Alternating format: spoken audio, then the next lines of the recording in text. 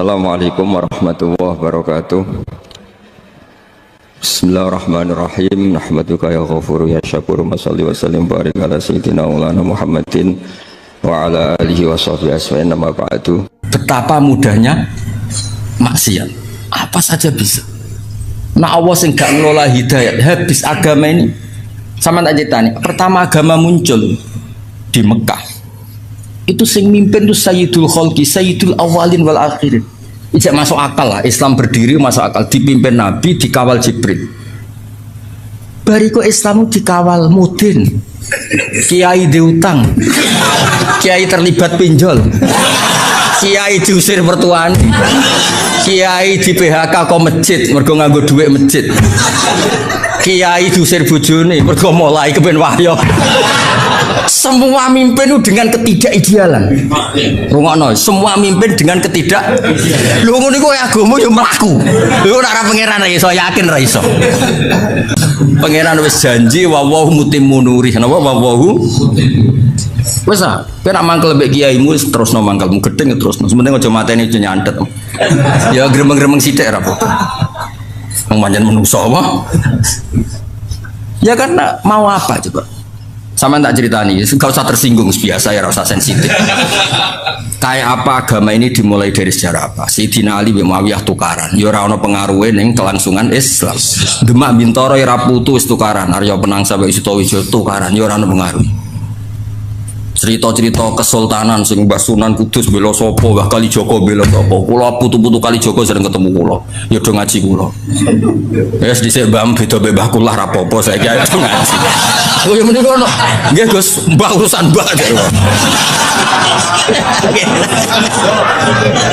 Maksudnya iku yo ora piye-piye ngono lho, maksudnya iku yo ora piye-piye. Tetap jalan. Ana sing Mbah mbek Mbah ra cocok, anak putu wis do besanan. Yo ora piye-piye. Mergo iku kersane Allah. Wis ta ora usah mikir, aku mau kok mikir. Bento ge mikir agama.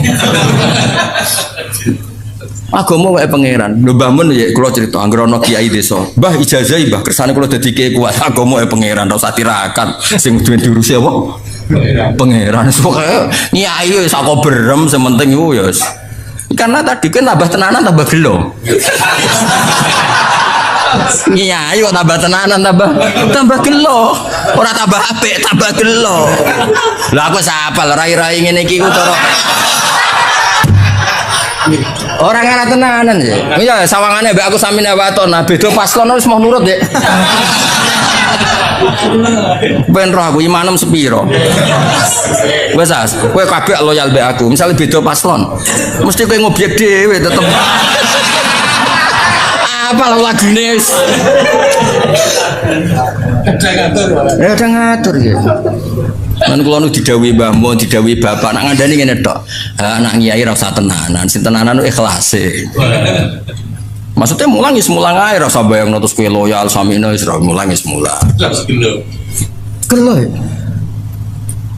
Wis biasa sing tenanan iku ikhlase. Mulangi biasa, mesti biasa mulang ya mulang ora usah memaksakan paham, memaksakan ya malah kaku. Wis kakek diamuk bojo kon paham. Selamat tok wis apik. Wis hidayat wae pangeran. Oh sampean delok kados Amerika, Inggris, Eropa kayak apa? Ini komunitas muslim nggih kuat, masjid nggih kuat. Teng Jerman kayak apa? Diskusi Islam nggih kuat. Dari enggak ada masjid menjadi ada.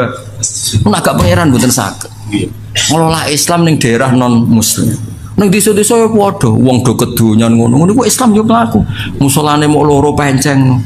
Kiyaine ku ya apa? Kula nate penelitian. Ono kiai nyun sewu dagangane dagangan kawuk sliro ning. Carane kudus wis ra masuk orang ora dadi kiai. Ini kiai.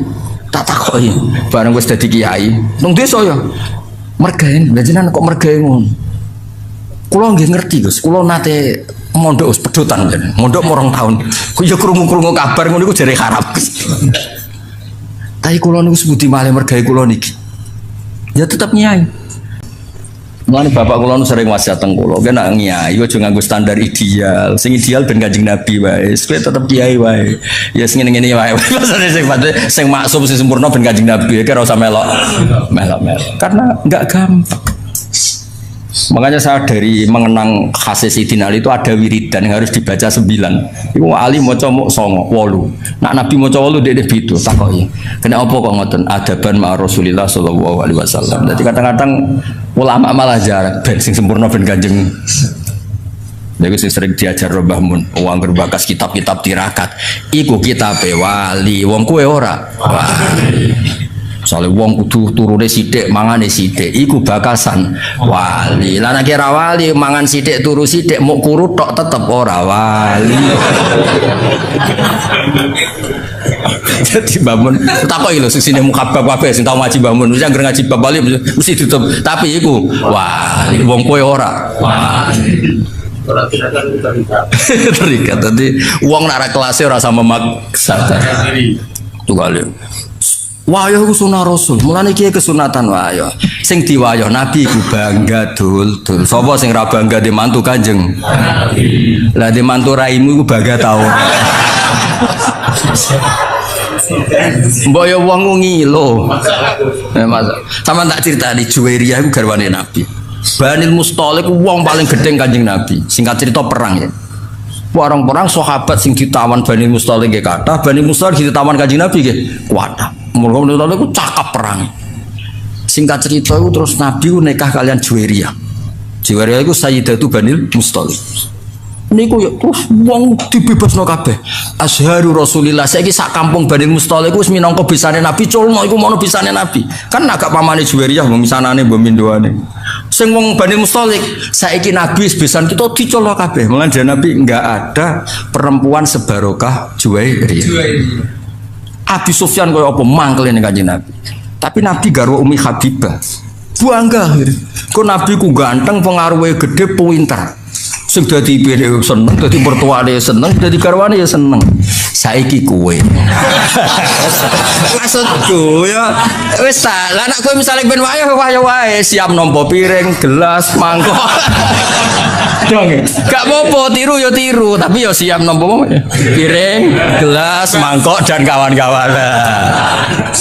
Ya siapno tim-tim dokter emergency. Namno pas kena rai ya, Bang. Namno pas kena rai. Terus ambulan udah siapno nak menawa pas badokmu terus pingsan.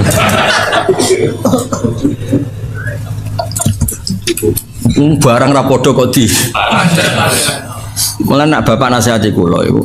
Kowe niru Nabi ku niru sing standar manusa biasa. Aja niru maksume. Nabi ku beda. Mulane terus kitab-kitab fikih ana bab khosais napa?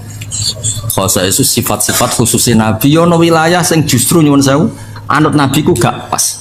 Tak beri contoh tapi aja salah paham. Goblok kena salah paham. Ya goblok ya dosa. Abu Bakar ya nate mimpin normal ya. Terus beliau tuh tersinggung sama seseorang yang menyinggung memang. Wah tersinggungnya Bung Abu Bakar nyuwun sewu wong Arab nak tersinggung kan terus marah besar. Nah, wong Jawa ape marah piye wong bakarane kangkung. Pecel. Wis ra iso, darahe ape naik kan mesti sampun tok to ya materine. Materine kan OT kangkung. Apa nah? Terong maksimal darah tinggine mesti piro lho. Lah wong Arab paling sabar udarane iku daging. Waduh, wis pancen beda saka makanan wis. Kula sering lho roh Kiai Jawa marah. Wis lagi rong sithik astagfirullah. Gue awake ra kuat terus. Singkat cerita Abu Bakar itu dibikin marah sama seseorang. Marah betul, wajahnya tuh kemerah-merahan. Si loyalis Abu Bakar, cara saya pas pamprese, beliau sudah khalifah. Idzan ya, kalau engkau memberi izin orang itu tak bunuh karena menyakiti hati Anda. Orang Arab sih. Kalau engkau memberi izin orang itu tak bunuh, sebagaimana membunuh orang yang bikin Nabi marah. Abu Bakar tuh fakaan nawasubba ala wajhi maun bar itu siapa ini riwayat Nasai. Kebetulan orang kitab Sunan Nasai soalnya tak terang kok golek dhewe. Mbok pojok di ora pokoke golek-golek ngono. Fakaan nama subba ala wajhi maun bar. Ketika ada seseorang loyalis Kalau engkau berkenan orang itu mau saya bunuh karena bikin Anda marah. Abu Bakar langsung lerep. Ojo. Laisa dzalika li ahadin ba'da Rasulillah sallallahu alaihi wasallam. Kalimatnya itu laisa dzalika li ahadin ba'da Rasulillah. Orang yang dibikin marah dan kemudian yang bikin marah murtad atau kafir itu hanya Rasulullah. Aku mau terima Abu Bakar. Maksudnya hukum wong sing mangkelo aku ora kaya hukum wong sing mangkelo Kanjeng Nabi. Nabi ku maksum, Nabi itu Nabiullah, Khalilullah. Lah saiki iki kadang mirip-mirip kaya Kanjeng Nabi. Wong kok wani aku kualat kaya Abu Jahal kualat Kanjeng Nabi lho. Kok kono iku piye? Nabi ku mesti hake, Abu Jahal mesti salah. Lah nek mbek tanggamu iso wae sing bener malah tanggamu.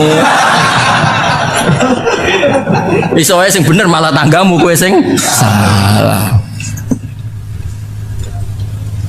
Wong ora padha aja dipadak. Wes saiki misale ana wong dhe mantu ngene-ngene iki bangga ta musibah. Pertama dhe mantu kowe kertakoki, "Lek kok dhe mantu iku?" Takdir, Cung. Wis dakar oleh komen iku wis. Lah wis ngono kok polah wayo ya masalah kan. Paling ndak nek suwani wayo ku ukurane tadi mertuamu ibumu bangga. Wis iku ukuran paling gampang, bangga. Ketok yo orang ngono sing. Nah ono kok ndak aku tak. Kula nate wonten tiyang, Gus jenengan resepsi ora tau teko. Nek kowe wayo aku teko. Walah Gus, pengen tekno piring tapi aja. Jadi kepengen tekno apa? Piring. Ya eling-eling ya. Jadi masalah anut Nabi ku sahabat lah ya mikir-mikir. Ning bab sing ubudiyah lah anut ya sing adnal kamal. Apa adnal? Misalnya Nabi sholat tahajud itu semalaman. Abu Bakar, Umar ya mau sithik. Bahkan Sayyidina Utsman ngriwayatno hadis, "Kena salat isya fi jama'atin fa kana ma shalla nisfal lail." Koma nisfal lail. Nang kok wis fi jama'atin fa kana ma koma al-laila kullah. Jadi mulai dimodifikasi. Wis aja ngrasa tahajud, ora usah witir. Kowe salat isya fi jama'atin setingkat nisful lail. Engko subuh fi jama'atin padha karo koma al-laila kullah. Iku ya dawuhe Kanjeng. Ya wis milih sing iku wae kok malah jajal wiridan suwengi. Ya, wis ora mandi kesel. Loro gak mandi.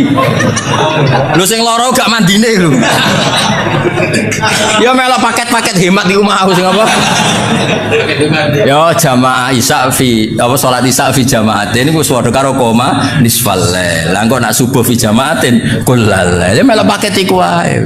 Mun nak takoki wong bar tahajud setingkat tahajud. Piye Gus ki bengi Twitter setingkat witir. Wah enak kok ngaji mbek aku wis gampang gak habis pokoke donya. Terus kalau sering belajar tentang kitab-kitab samawi, kitab-kitab sing diriwayataken beberapa ulama ahli kitab sing pun disahkan kalian ashabu Rasulillah sallallahu alaihi wasallam. Niku riyen Nabi Ibrahim niku pertama dadi Khalilur Rahman. Kekasih Allah Khalilur Rahman. Niku mergi piyambake nu tersiksa protes. Terus kadang tiang saya ini butuh protes, man. Tapi protes bukan kita demo. Protes itu tidak harus demo, protes.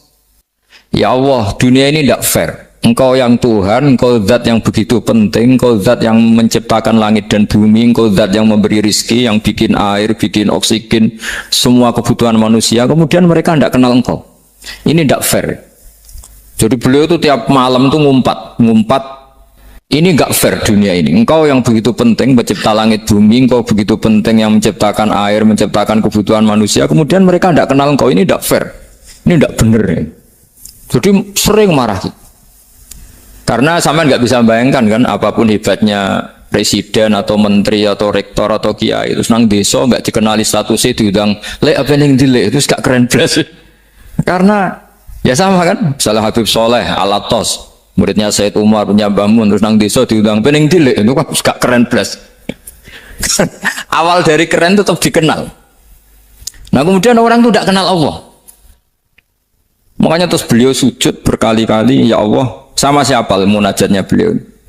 Innahu la yahzununi alla ara ahadan fil ardi ya'buduka ghairi. Jadi cara Kiai Sarang namanya innahu sak temne kelakuan la yahzunu yektene nyusano ni ing ingsun nyusano banget karena pakai lam taukid. Innahu sak temne kelakuan la yahzunu yektene nyusano banget ni ing ingsun. Apa sing nyusano apa sedene kelakuan la ora ningali ingsun fil ardi ing dalam bumi. Ahad dan ing wong suci ya budu kang nyembah sapa ahad ka ing panjenengan wiri saliyane ingsun. Ya Allah, sungguh saya sangat susah. Karena engkau zat yang begitu penting, kemudian yang tahu kalau engkau Tuhan itu hanya saya. Sampai ngenes enggak? Misalnya ada orang melihat saya itu marhafid, kemudian tidak tahu kalau beliau orang alim. Sampai sebagai muridnya ngenes enggak? Ngenes kan? Ada orang memperlakukan Mbah Mun tidak tahu kalau beliau seorang alim alama. Kita sebagai santrinya ngenes enggak? Ngenes. Nah ini Allah yang Tuhan, kemudian orang tidak ada yang memperlakukan dia sebagai Tuhan. Bahkan nyebut saja tidak mau. Itu ketersiksaannya Nabi Ibrahim. Kalau kita kan tersiksa mergo di duit, rapayu rabi, terus sing wis payu rabi ra iso wayo, ya gitu ya. Macam-macam kesalahan. Itu jadi apa jadi wali itu sudah berat karena orientasinya agak tentang Allah tapi tentang diri sendiri. Ana sing susah proposal ragu ya Mas Angkal. Macam-macam. Artinya Nabi Ibrahim itu orang yang benar-benar Khalil Rahman. Beliau tersiksa ini karena dunia dianggap gak fair. Masa Allah zat yang begitu penting kemudian mereka nggak tahu. Maka awal dari nubuah itu apa? Menaukan al-i'lan, mempermaklumatkan Allah di alam raya ini. Makanya nggak ada nabi kecuali memaklumatkan diri. Saya dulu awal-awal Habib Soleh mau nyai saya bilang orang alim itu harus ngaku kalau alim. Habib juga harus ngaku kalau Habib. Yang orang miskin tidak usah ngaku sudah konangan. Wong elek ora usah ngaku wis kata ora elek. Sudah. Karena agama ini pertama yang menolong itu memaklumatkan. Sehingga pertama Nabi jadi Nabi dari Gua Hira, pertama apa? Cara saiki nggih kira-kira memaklumatkan. Tapi reso dibahasano jumpa pers. Tapi yang jelas pertama yang dilakukan Nabi setelah di Gua Hira apa? Memaklumatkan diri kalau beliau adalah Nabi. Sehingga dikumpulkan semua, terus beliau memaklumatkan diri kalau saya ini Nabi. Karena nggak ada artinya Allah kalau tidak dimaklumatkan. Terus makanya di Quran itu kalau menyebut Allah atau menyebut kebenaran selalu dimulai dengan kata fa'lam, harus dimengertikan. Kita ngerti kemudian mengertikan ke orang lain. Makanya saya sering dulu bilang ke Habib Soleh, nggak boleh orang soleh menyembunyikan diri. Karena nanti kalau orang-orang soleh menyembunyikan diri, sing zuhara ala wajilil ardi adalah sesuatu yang enggak benar. Coba misalnya gini, orang bisa terhibur lewat dangdutan, terhibur lewat maksiat. Sementara orang enggak bisa terhibur lewat tolak al-badru alaina, asyraqal qaunub dihaja dan sebagainya. Maka orang-orang soleh adalah orang yang bisa memaklumatkan Allah, memaklumatkan Rasulullah, memaklumatkan Quran dan supaya itu diterima. Karena awal dari orang terima itu tahu dulu. Nah ini tahu saja enggak. Makanya Nabi Ibrahim susah, ya Allah, engkau zat yang begitu penting kemudian tidak diketahui. Ini apa-apaan, enggak fair. Akhirnya Nabi Ibrahim diangkat sebagai Khalil Rahman untuk menaukan atau untuk memaklumatkan Allah Subhanahu wa ta'ala. Nah sebelum itu beliau dihibur. Diterbangkan ke langit, ke alam malakut. Kamu susah ya, kenapa susah? Karena zat sementing engkau kemudian tidak ada yang menyembah. Terus dijak ke alam malakut. Ditunjukkan sekian juta malaikat, sekian ribu malaikat, semuanya membaca tasbih takbir. Ibrahim senang. Oh ternyata yang seneng jenengan banyak. Ya coba kalau kita punya kiai kayak Mbah Mun, semakin yang seneng banyak kan semakin kita senang. Kalau nggak ada yang tahu kan kita tersiksa. Makanya ini penting sekali. Ya. Jadi pertama agama ini seperti ini tuh barokahnya dingertikan, dimaklumatkan. Saya ini orang yang fumul itu menutup diri betul. Kecuali bab ngaji. Saya kalau ngaji terbuka. Sampai saya tidak tahu apa ada yang streaming apa direkam, saya tidak tahu. Pokoknya saya satu-satunya saya mau terbuka itu pas ngaji. Dan saya pede karena dulu ngaji saya benar. Saya tanya Mas Akom saja. Sebetulnya kalau sampai mau mulang terbuka bagus. Potensinya dua, konangan alimnya atau konangan. Ya resiko terbuka kan itu Pak. Konangan alimnya. Nah daripada potensi yang kedua terus nggak mau ngajar ya fumul. Syaratnya wali itu fumul. Oh fumul itu nggak menampakkan. Memangnya mau menampakkan apa kalau nggak bisa apa-apa kan? Jadi saya tidak tahu itu fumul apa bagian dari pengamanan diri. Apa Mas? Apa? Jaga email. Jadi Nabi itu pertama yang dilakukan apa? Memaklumatkan kalau Allah itu Tuhan. Jadi ciri utama orang soleh itu kalau kebenaran tidak mendominasi bumi ini. Jadi ciri utama orang soleh itu seperti itu. Makanya kenapa saya milih manhaj, tentu Habib Soleh tidak harus niru saya, karena antar orang alim tidak boleh saling mengikuti. Tapi juga seterusnya, nggak boleh saling ganggu. Saya itu ngaji di mana-mana itu guyon. Karena bapak saya suka guyon, Mbah Mun suka guyon. Alasannya bapak dulu sederhana. Orang sudah nyari hiburan dengan maksiat. Sehingga agama ini harus membawa keceriaan sosial, membawa keceriaan hati. Karena Allah ngendikan kul bi fadlillah wa bi rahmati fa bidzalika falyafrah. Orang itu harus senang dengan kebaikan. Orang happy dengan tolal badru alaina, happy dengan manaqibul akhyar, dengan fadhailul akhyar. Karena orang di sana sudah senangnya itu kalau ada maksiat. Nah sekarang agama dibawa orang-orang yang tidak menyenangkan juga. Ngaji teko wis merengut. Ada muridnya salah duduk marah. Salah posisi meja marah. Lalu orang-orang kan mikirnya kan daripada ngaji dimarahin terus mendingan ndak kan gitu. Makanya Nabi itu paling marah itu kalau suatu kebaikan jadi problem. Mu'ad bin Jabal itu pernah ngimami lama sekali. Dan yang makmum itu akhirnya mufarokoh. Dulu belum ditemukan fikih, tapi orang ini sudah berani mufarokoh. Jadi ini termasuk mujtahid.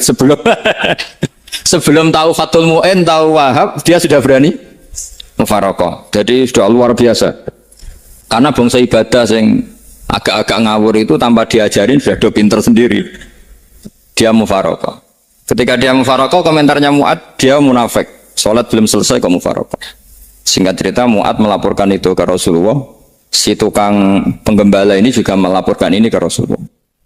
Tapi apa kata Rasulullah? Yang Rasulullah itu yang bela, malah bela yang penggembala tadi. Afattanun anta ya Mu'ad. Kamu itu tukang fitnah. Agama ini kalau kamu model begitu orang lari. Basyiru wala tunafiru, yassiru wala tu'asir.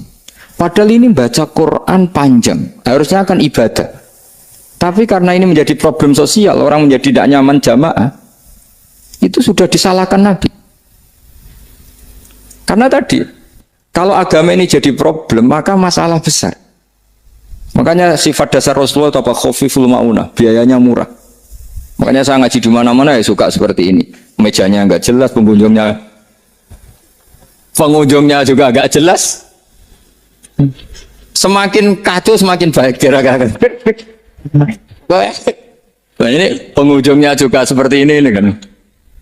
Nanti sampean yang pidato, jadi tak beri hak gue jelek saya ini namanya aqomaddin.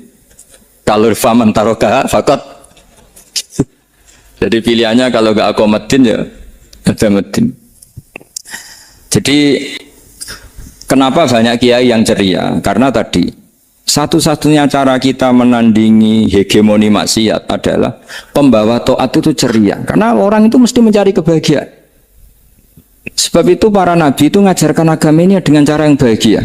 Misalnya mangqala la ilaha illallah dakhalal jannah. Nabi tidak ngendikan gini, mangqala la ilaha illallah terus salatnya benar, puasanya benar, belajarnya benar, jadi kiainya benar. Wah itu kalau itu panjang sekali, banyak yang nggak masuk surga. Sementara kubu yang lain kampanye sudah tenang bersama bapaknya di surga. Lah kita kampanyenya konsolat mesti ditompo, poso ora mesti ditompo. Wes repot, syaratnya ditompo ikhlas wangel, kuwi ora bakal iso. Berarti maknanya kan ora bakal mlebu swarga. Akhirnya wong kan mikir, wes salat tetep ra swarga, poso tetep ra swarga, mendingan ra salat. Jadi kita ini kan bersaing sama kampanyeku sebelah gitu. Makanya saya milih manhaj pokoknya Islam apik. Tapi bukan berarti saya menyepelekan aturan-aturan dalam sholat, karena yang kampanye itu sudah banyak. Biasanya kiai-kiai sing kereng kampanye tentang sing kereng-kereng. Itu saya manfaatkan ya sudah, itu bagian jenengan. Jadi orang itu harus mikir. Agama Kristen itu diterima di Eropa di mana-mana. Di antara sebabnya adalah karena orang dijamin masuk surga. Orang mau kayak apa faseknya tetap kalau mati bersama. Kita enggak, sudah kiai, sudah mulang terus masih didoain. Semoga amal baiknya diterima, amal buruknya masih ngebar apa? Dan itu santri saya nanti kalau ziarah saya tuh ya Allah ampuni Gus Ba ampuni. Itu kan ngeyak orang itu maksudnya. Maksudnya bukan, makanya saya pernah ketemu orang yang berfaham Wahabi. Dia nuduh kalau orang doa ke mayit itu minta sama mayit. Saya bilang, saya saja yang jadi mayitnya nggak siap. Kok bisa? Doanya itu doa ngeper. Masa sama gurunya bilang gini, Allahumma ingkana muhsinan fazid fi ihsani wa ingkana musian. Masa gurunya ditaklek? Jadi dia tidak yakin betul kalau gurunya muhsin. Masih ditaklek, jika guru saya baik maka gini ya Allah, jika guru saya buruk maka gini. Terus saya tuh gak pernah doain Mbah Mun gitu, anggap gak sopan. Jadi kalau saya berdoa ya Allah, jenengan izzihi apa ya, jenengan balas lah, izzihi anna anil muslimina khairan katsira wa antal ghafurur rahim wa anta gitu. Saya gak tega muni wa ingkana musianan. Jadi kayak ada sopan deh. Lo kalau aku yang mati sapi lagi. Balik malam. Ingkana musia. Malah ada terusannya bahwa kadalik. Jadi makanya mereka kan sering pakai dalil. Andai kan tradisi itu benar, maka yang paling pertama melakukan itu sahabat. Selalu mereka berargumentasi kalau itu tradisi yang benar, maka pertama yang melakukan itu sahabat. Ya gak mungkin sahabat masa bilang ke Nabi ingkana. Bisa kafir berat kan? Masa kesolehannya? Loh, andai kan Syaikhul Qadir wafat di mana ini ngomongin? Beduk. Saya tidak akan berdoa seperti itu. Oh, bisa marah Syaikhul Qadir jalan ini. Masa kesalahan beliau di ingkana musinan sama ingkana musinan. Jadi orang tuh harus mikir. Jadi saya dengan bukan berarti Gus Ba bid'ah menciptakan doa baru. Ini bukan urusan menciptakan. Orang yang punya sopan spontan seperti itu. Ini bukan urusan modifikasi doa Anda. Makanya kenapa para nabi itu tidak disolati dengan cara seperti itu. Langsung assalamualaikum ya Rasul. Assalamualaikum ya Abu Bakrin, assalamualaikum ya Umar. Enggak mungkin kita mengatakan ya Abu Bakrin, ya Allah, ingkana. Masa Abu Bakar di ingkana? Kalau dia, bukan kalau beliau ashabu Rasulillah, pasti orang baik. Sayyid itu zuriyatu Rasulillah, pasti al-tahirin al-mutahhari. Guru-guru kita ini guru-guru kita. Jadi tolong doa itu. Nah, kalau terpaksa doa wa ingkana musian, anggap saja hafalnya hanya itu, tapi jangan dijiwai, apa? Jangan apa? Dijiwai. Kalau ditanya, "Lho Gus ini orang soleh kok doanya wa ingkana musian?" Itu kan guru jenengan, apalku ikut tok. Tapi ora usah dimaknani, apa? Karena sekali dimaknani nanti kan. Jadi ini urusan etika, urusan rasa. Saya teruskan ya, karena jadi saya mohon sekali, apa-apa itu ada aturannya. Ada aturannya. Ya tentu kita ikut masal saja. Semua selain Nabi, selain para wali, kita nggak apa-apa. Doa wa ingkana musinan, ingkana musian. Tapi di hati kita sebetulnya ketika mengatakan ingkana musian itu, coro Jawa hanya rapalan. Rapalan itu ya sudah ngomong saja. Tapi nggak usah apa? Nggak usah dijiwai. Ya. Yang dijiwai kita adalah sifat ghafurnya Allah. Bukan status mayitnya, tapi sifat ghafurnya Allah. Karena kata musik itu kan nggak nyaman. Makanya Nabi itu hebatnya Nabi, ya tentu karena bentukan Allah Subhanahu wa taala.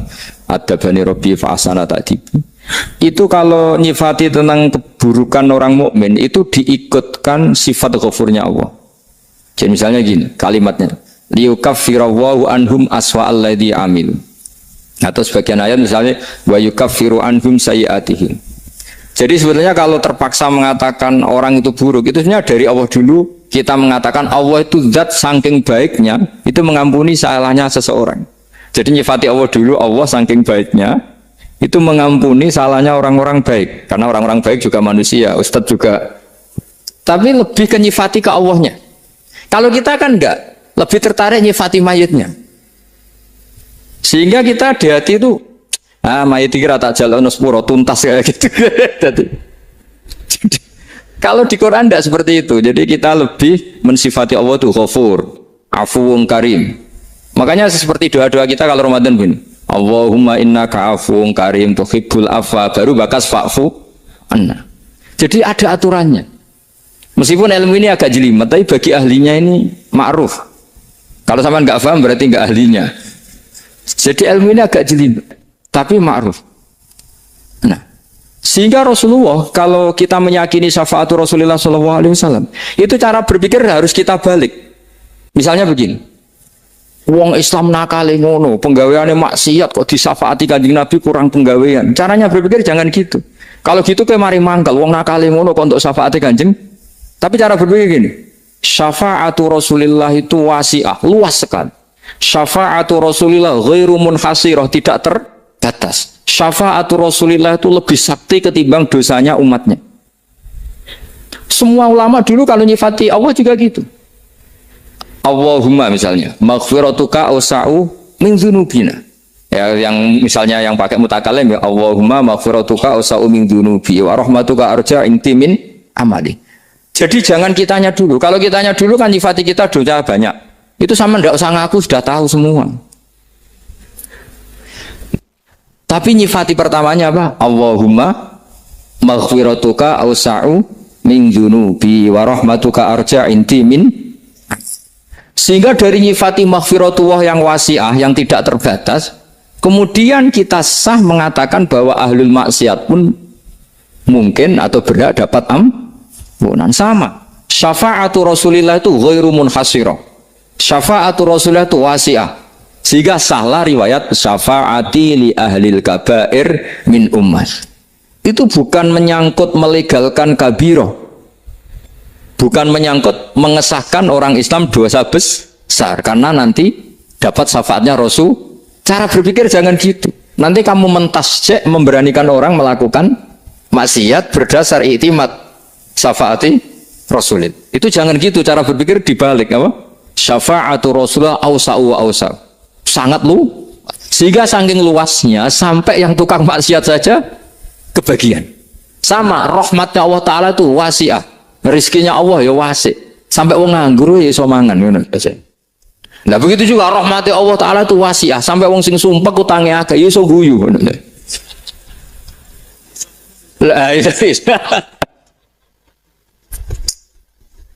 Tapi kalau dibalik, misalnya saya diprotes kiai, saya pernah juga diprotes. Gus umat kok mbok latih guyu, padahal mereka maksiate akeh, utange akeh gini-gini. Karena kamu menyifati orangnya. Kalau menyifati orang ini sampean guyu haram. Utang jatuh tempo, sampean gak mikir dosa ndak? Dosa. Jadi kiai muridnya goblok kok kiai ini kurang tahajud itu ya dosa. Jadi kiai kok muridnya goblok tenang wae. Sementing untuk sowanan itu amatir ya gitu. Mestinya cara berpikir dibalik.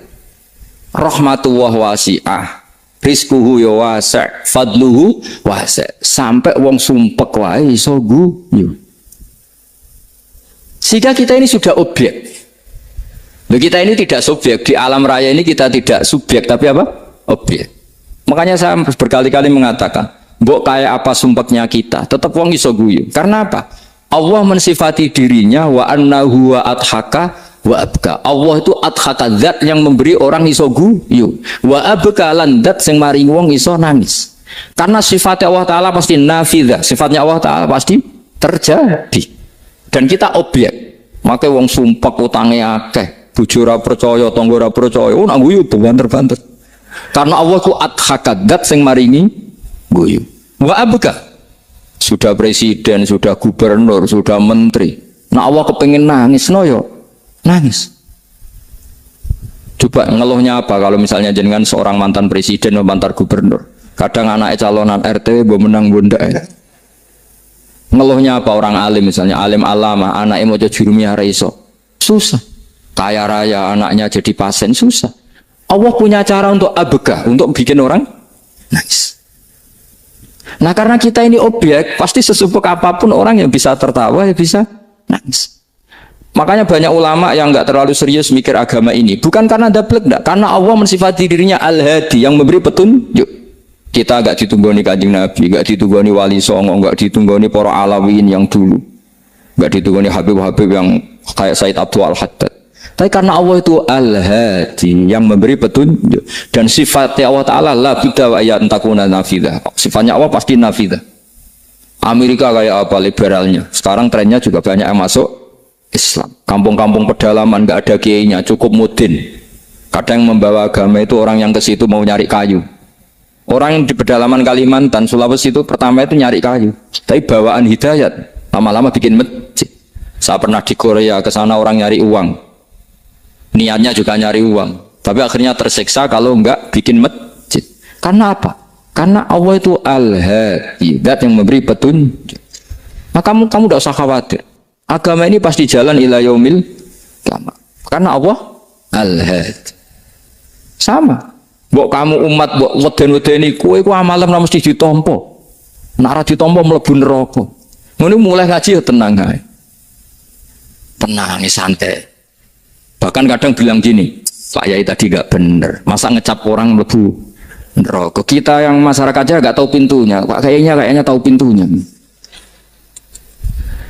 Karena orang itu punya cara. Loh ya betul.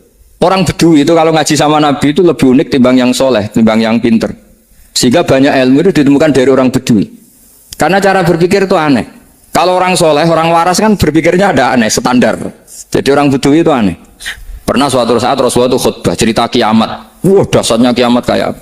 Semua orang diam nangis semua. Orang Bedui enggak, lebih cerdas. Ini Nabi itu aneh. Cerita kiamat kalau ada tanggalnya ini gimana? Orang nangis semua karena dasarnya kiamat kayak gitu. Bumi dihancurkan wus. Kan terus sudah nangis dewi-dewi. Ya ono sing nangis pabrik banyune macam-macam. Ini kalau kiamat gimana di perjalanan air kemasan saya kan orang mikir dewe-dewe gitu.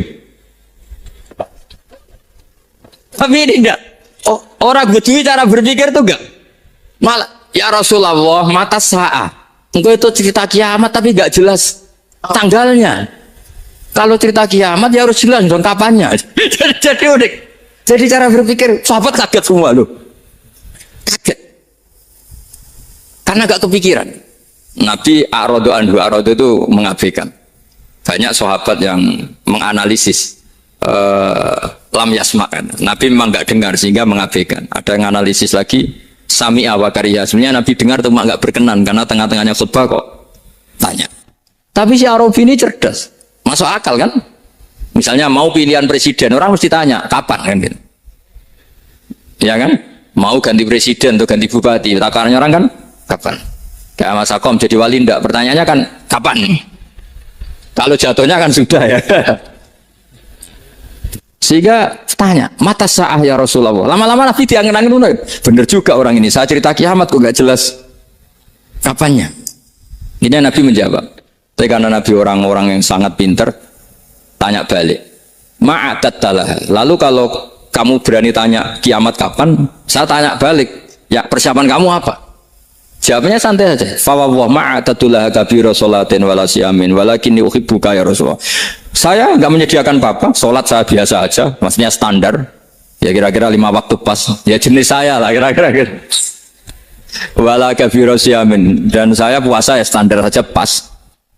Walakinni uhibbuka ya Rasulullah. Tetapi saya mencintai engkau ya Rasulullah. Jawabannya Nabi apa? Almar'u ma'aman ahabba. Sebagian riwayat anta ma'aman ahabbta. Jadi hadis itu populer tuh barokahnya wong desa tadi. Andai kan dia punya etika maka sowan dulu tanya 4 mata. Itu jadi hadis ahadi. Tapi barokahnya dia selonong di depan umum. Zaman Nabi khutbah itu jadi hadis mutawatir. Jadi kadang barang baik itu barokahnya orang yang enggak baik. Maksudnya suul adab. Tanya gitu kan suul. Tapi itu barokah. Akhirnya hadis itu mutawatir karena didengar ribuan sahabat yang mendengarkan khutbahnya Rasulullah. Tapi kalau hadis itu satu-satu kan khassani bidzalika Rasulullah, khassani bidzalika Rasul, itu nanti jadi hadis ahadi yang kualitasnya jauh di bawah hadis mutawatir. Jadi barokahnya orang suul adab dia ada. Karena Allah yang mendesain ini. Akhirnya kata sahabat, kata Anas bin Malik, mereka itu mangkelnya bukan main sama Arabi tadi karena tanya nggak sopan sama Rasulullah. Tapi setelah Nabi jawab almar'u ma'aman habba fama farihu bi syai'in farahum bidzalika badal. Mereka tidak pernah senang dengan hadisnya Nabi sesenang riwayat almar'u ma'aman habba. Barokahnya Arabi. Makanya saya sebagai kiai ini Bedui saya tak pertahankan ila yaumil qiyamah. Karena umat ini pernah terbarokai oleh orang apa? Bedui. Barokai suladab tadi. Jadi mohon ini supaya majelis ini kan majlisul iltorti Rasulullah, coba terlatihlah mengatakan Allah itu subjek, Allah itu al-fa'ilul mukhtar, Allah itu al-fa'ilul mukhtar, Allah itu yang menentukan alam ini. Dan Allah mensifati dirinya wa annahu wa adhaka wa abka. Allah itu zat yang memberi orang itu bisa tertawa. Dan Allah juga yang memberikan orang itu bisa menangis. Mau kayak apa kamu neror umat, amal nggak mesti diterima gini-gini. Ternyata neng majelis nangis sih, mulai guyu. Kadang guyu-guyunya ngenyak tenang nih. Daripada apa ya agak-agak produk orang yang dohirnya beda dengan batinnya, nggak perlu distatuskan seperti itu. Ya sudah biasa saja. Jadi, nah, fi muqaddimihim, imam besar dalam manhaj ini namanya Abul Hasan apa? Asyadzili. Abul Hasan Asyadzili itu kalau ada orang tanya gini, Beb saya ini susah, sholat saya tidak mesti diterima Allah gini-gini, marah. Enggak usah. Kafa bika jazaan an radiyaka laka ahlan. Sudah kamu ditakdir pernah sujud itu sudah keren. Saya itu andaikan dapat kabar dari malaikat bahwa sholat kamu tidak diterima, saya tidak susah. Bukan karena sombong. Pernah ditakdir sholat sujud ning Allah itu keren. Kayak apa malunya kita ketemu Allah kemudian kita di bumi tidak pernah sujud. Makanya itu Abul Hasan Asyadzili kowe ora usah mikir sholat ditampa taro ora usah mbok mikir. Kowe ditakdir tau sujud itu hebat. Kafa bika jazaan an radiyaka laka ahlan. Cukup kamu mendapat balasan dari Allah, kamu pernah ditakdir sujud. Gak perlu ngaji alim alama, segowo sawi ngalor ngidul jalalan keren. Paling gak malaikat pernah melihat kamu, gue tak kitab kudi. Gak penting paham kamu nih, karena isra bakat paham mas. Jadi Abul Hasan Asyadzili adalah orang yang, dan itu Al Hasani ya, dan itu Al Hasani. Makanya macam-macam kita yang Al Husaini sudah kita punya fakih muqaddam, punya banyak. Di Al Hasani yang paling populer diantaranya adalah Abul Hasan Asyadzili. Beliau itu kalau ngendikan sesuatu itu positif terus. Termasuk itu ketika ada orang resah sholat saya diterima ndak, kata beliau wes kowe sing support nak ditakdir tahu sujud. Saya itu sebetulnya kadang-kadang yang miris, wes sholatku tompo ta ora, tapi saya sangat sadili, sangat sadili. Saya nggak pernah berdoa ya Allah ibadah kami jenengan terima ndak, karena takut kalau doa gitu keterusan itu terus ditompo ora ya, akhirnya keterusan gitu, akhirnya ngenes. Masa orang pernah sujud ngenes? Lama-lama gini setan masuk, apa artinya saya sujud ternyata gak diterima. Lu wong kawula kok iskal tentang pernah sujud. Itu kan ibarat gini, kamu ngasih uang sama orang tua kamu, misalnya Habib Soleh ngasih uang Habib Ali, terus apa artinya tak kasih, kemudian beliau tidak terima kasih, itu kan lucu. Terima kasih tidak terima kasih, seorang anak ngasih orang tua itu keren. Makanya saya bangga dengan Habib Soleh ketika beliau mengumrohkan Habib Ali, sudah mendaftarkan haji Habib Ali. Gak usah mikir diterima apa enggak. Wes keren, itu sudah perilaku yang keren, yang hebat. Makanya saya sering tuh pada orang mau cerai tanya saya, Gus saya ini cerai gak, istri saya kurang ajar gini. Gak usah. Tapi bojoku lo judes. Uang di bojoku keren, paling gak kowe ra darani jomblo.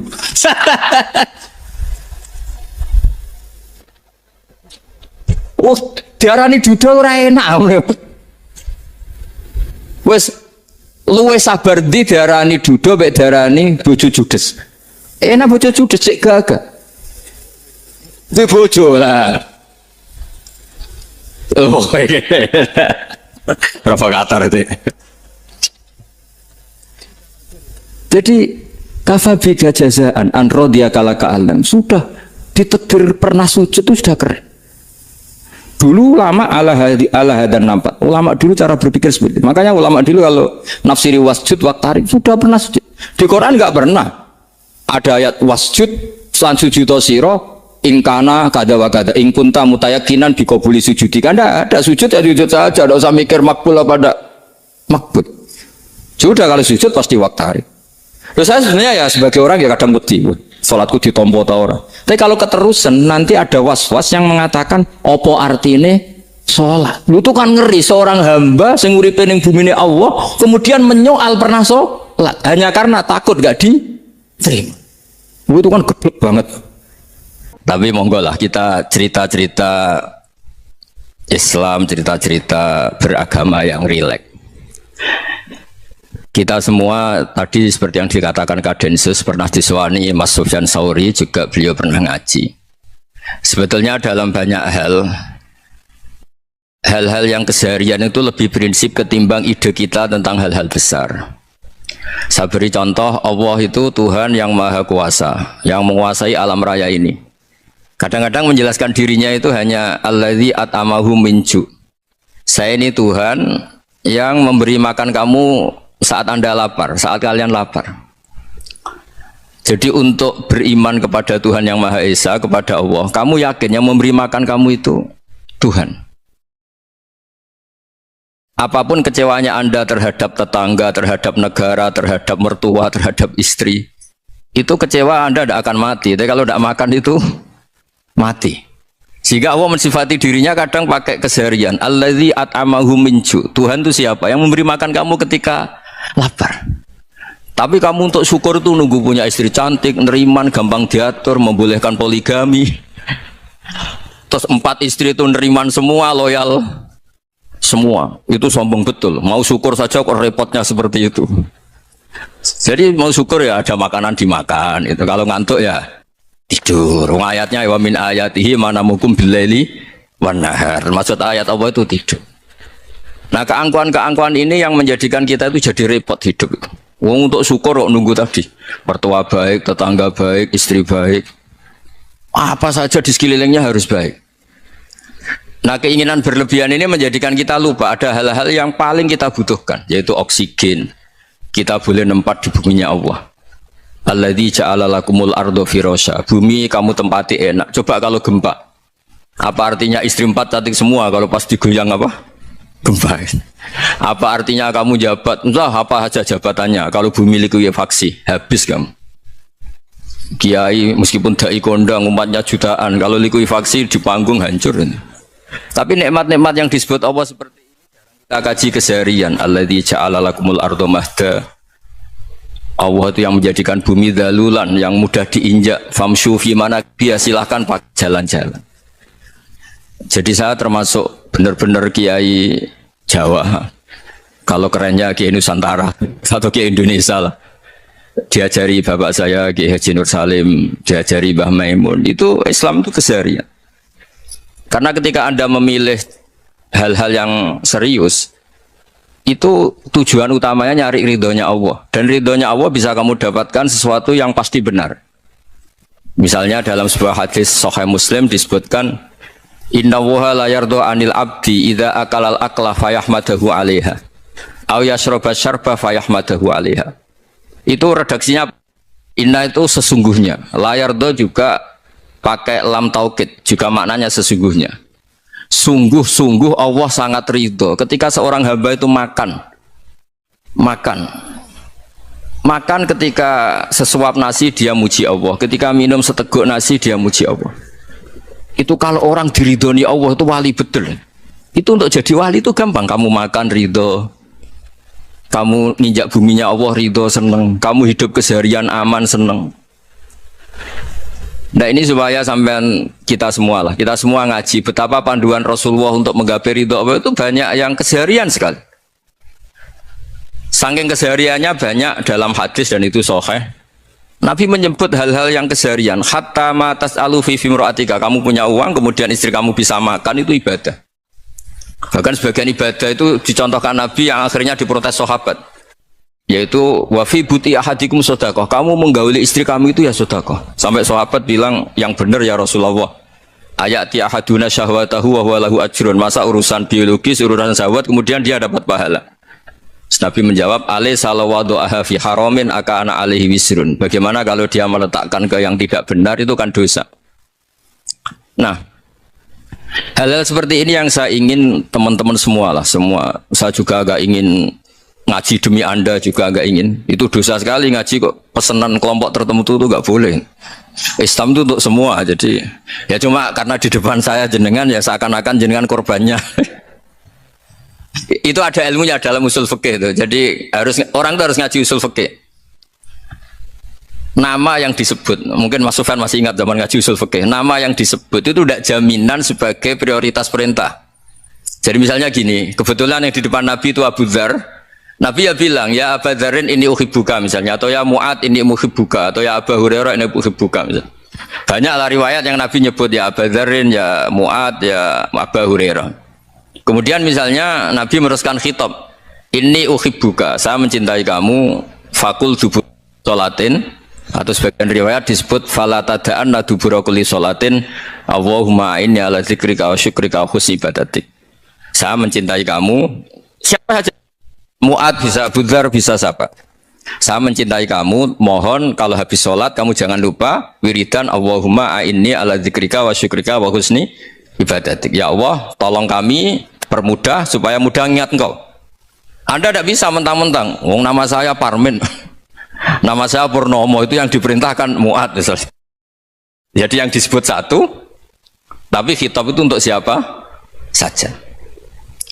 Saya teruskan ya. Jadi saya mohon semua kita melakukan kebaikan itu, kalau dalam kaidah fikih disebut al yakin la yuzalu bisyak. Banyak kebaikan yang kebenarannya itu 100%. Tidak punya efek samping ke pihak lain, ke kelompok lain, ke komunitas lain. Itu tadi misalnya Anda makan dan itu murah sekali, hanya butuh satu piring. Setiap kunyahan kamu muji Allah, setiap minum kamu muji Allah. Itu redaksinya Rasulullah SAW disebut Allah sangat ridho ketika seorang hamba makan, kemudian dia memuji Allah, atau minum kemudian dia muji Allah.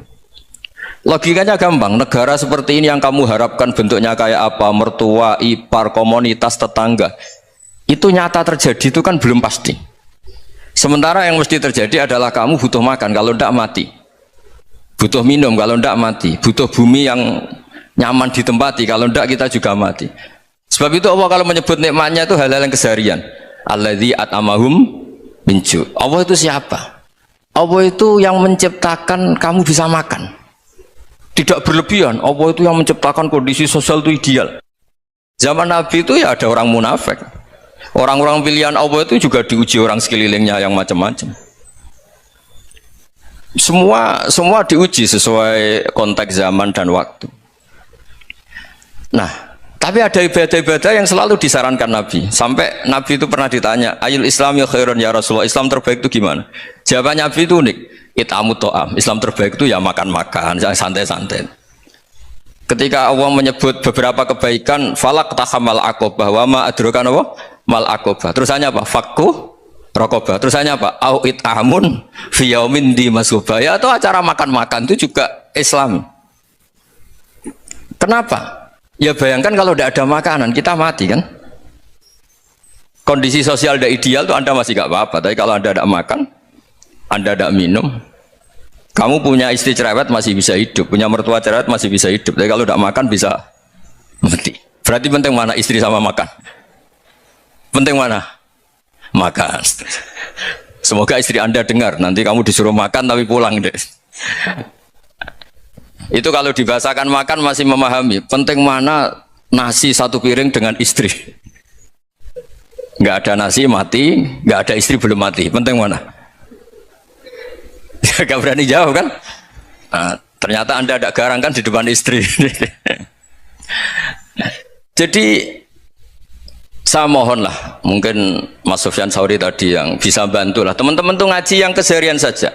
Karena kita nyari ridho Allah itu berdasar firman Allah, dan firman Allah itu menyebut keseharian tuh riang gampang. Yaitu tadi misalnya wa min ayatihi manamukum billaili wan nahar. Termasuk ayat-ayat Allah itu kamu tidur. Maka dulu itu ada guyonan, ada tokoh Mu'tazilah, kelompok dalam Islam yang berpikir manusia itu bisa menentukan ikhtiarnya sendiri. Karena saya bisa duduk, duduk, ingin berdiri, berdiri. Karena kelompok ini nggak terima kalau semua kehendak Allah, nanti bagaimana kalau semua kehendak Allah kok ada hisab, ya ada sanksi. Lucunya itu dia akhirnya ini cerita ya, mencintai seorang perempuan cantik sekali. Dan itu dia menjadi ahli sunnah itu oleh hal-hal yang sepele. Karena istrinya cantik, ya namanya suami istri itu hubungan intim. Terus ditanya, Mas, masih ingin lagi? Masih. Silahkan diulang lagi. Wah ya tidak bisa. Katanya manusia bisa menentukan yang diinginkan. Itu tobat itu. Itu nggak bisa ditobatkan Mas Sufyan Ats-Tsauri. Orang cantik yang mudah nobatkan orang itu orang cantik. Segampang itu. Akhirnya kita tahu, makanya kalau dalam kitab Hikam itu disebut al-aqil mayakul madza yaf'alu wa hubi wal ghafil mayakul madza af'al. Orang yang punya akal karena sadar ini wilayah Allah, semua milik Tuhan, itu dia tiap hari berpikir besok Allah akan melakukan apa terhadap dunia ini.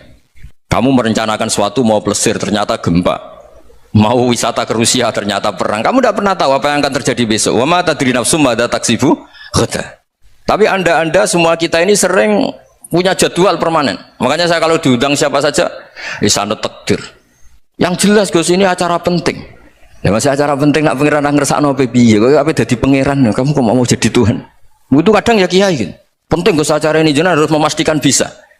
Loh kamu itu yang ngajarin tauhid, sesuatu itu biadillah kok bilang-bilang apa pasti. Kalau maksa terus tak tobatkan dong kamu kata saya itu. Ya kalau gitu Gus bilang insya Allah. Wah itu hati saya, fisik saya, roh saya sudah bilang insya Allah. Tidak usah kamu latih kata saya. Nah hal-hal tauhid keseharian itu gampang sebetulnya. Wal ghafil yaqulu madza af'al. Tapi orang yang lupa Allah dia setiap hari bilang besok apa? Kita bisa melakukan apa? Seakan-akan dia itu aktor, dia penting, dia subjek permanen, dia. Padahal kita ini hanya objek kehendak Allah Subhanahu wa taala. Karena kita yakin sesuatu yang terjadi di alam raya ini kita tidak bisa apa-apa. Makanya saya sering ngaji, sering bilang saya, ketika Anda mensifati Allah, Dia yang menghidupkan. Sudah itu tanamkan sehingga ketika kita mati santai saja. Kenapa santai?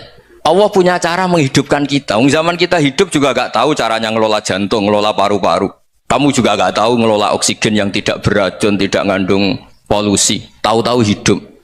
Nggak ingin tua ya tahu-tahu tua, nggak ingin mati tahu-tahu mati. Selama ini kita hidup juga nggak tahu apa sebetulnya. Hanya gaya tok, punya jadwal, punya planning. Kalau kamu bisa menentukan pilihan Anda, pasti Anda istrinya cantik, 4 neriman semua, kona'ah semua. Nyatanya enggak kan? Ada 1 jelek, cerewet. Wah itu kan, nyatanya enggak bisa apa-apa Anda kan? Dan kamu bawa mati lagi. Itu kan. Istri Anda juga gitu, punya keinginan, punya suami yang ganteng, yang jabat, yang neriman, yang enggak poligami. Ya tidak kesampaian juga. Kalau kita ngitung tingkat kegagalan kita itu gagal terus. Ya kan? Nah, terus ingat Allah, madza yaf'alu wa hubi. Orang yang punya akal selalu berpikir Allah itu menghendaki apa terhadap saya. Lalu sama-sama orang itu loh. Melihat orang yang serius, itu kata Anda itu pemikir berat, serius, senang punya tokoh yang merengut karena kamu anggap serius. Tapi sebagian orang anggap orang yang serius itu wong merengut, wong masam, wong muka kok ditekuk. Jadi sama itu hati ya muqallibal qulub tsabbit qalbi ala dini, karena kita nggak tahu cara berpikir kita tentang orang lain, tentang sekeliling kita.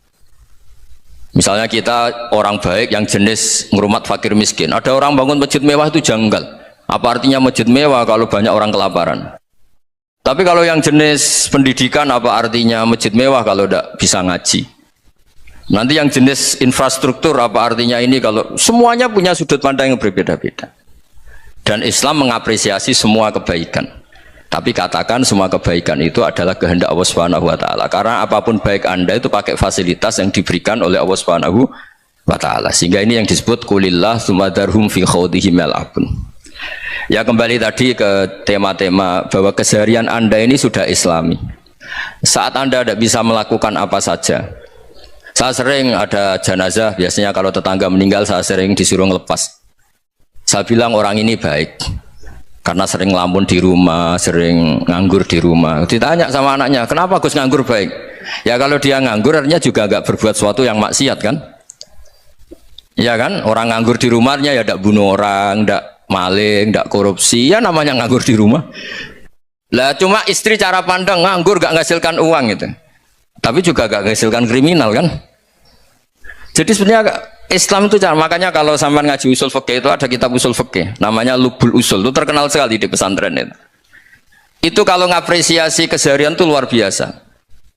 Izma min mubahin illa wa yatahaqqaqu bihi tarku haramimma. Karena keseharian yang mubah saat Anda lakukan itu ada kehebatan yang luar biasa, yaitu meninggalkan haram. Makanya dulu banyak orang-orang alim ketemu temannya itu guyon sampai semalaman. Itu biasanya yang semangat Islam itu kiai kok ndak tahajud, kiai kok ndak witir. Orang yang sedang mapan uangnya banyak, malam itu tidak kelayaban itu sudah luar biasa. Melawan nafsu supaya tidak maksiat itu sudah luar biasa. Supaya lupa guyon sama temannya semalaman sampai subuh. Gejlok-gejlokan ngenang zaman miskin, zaman kuliah nggak jelas, zaman apa.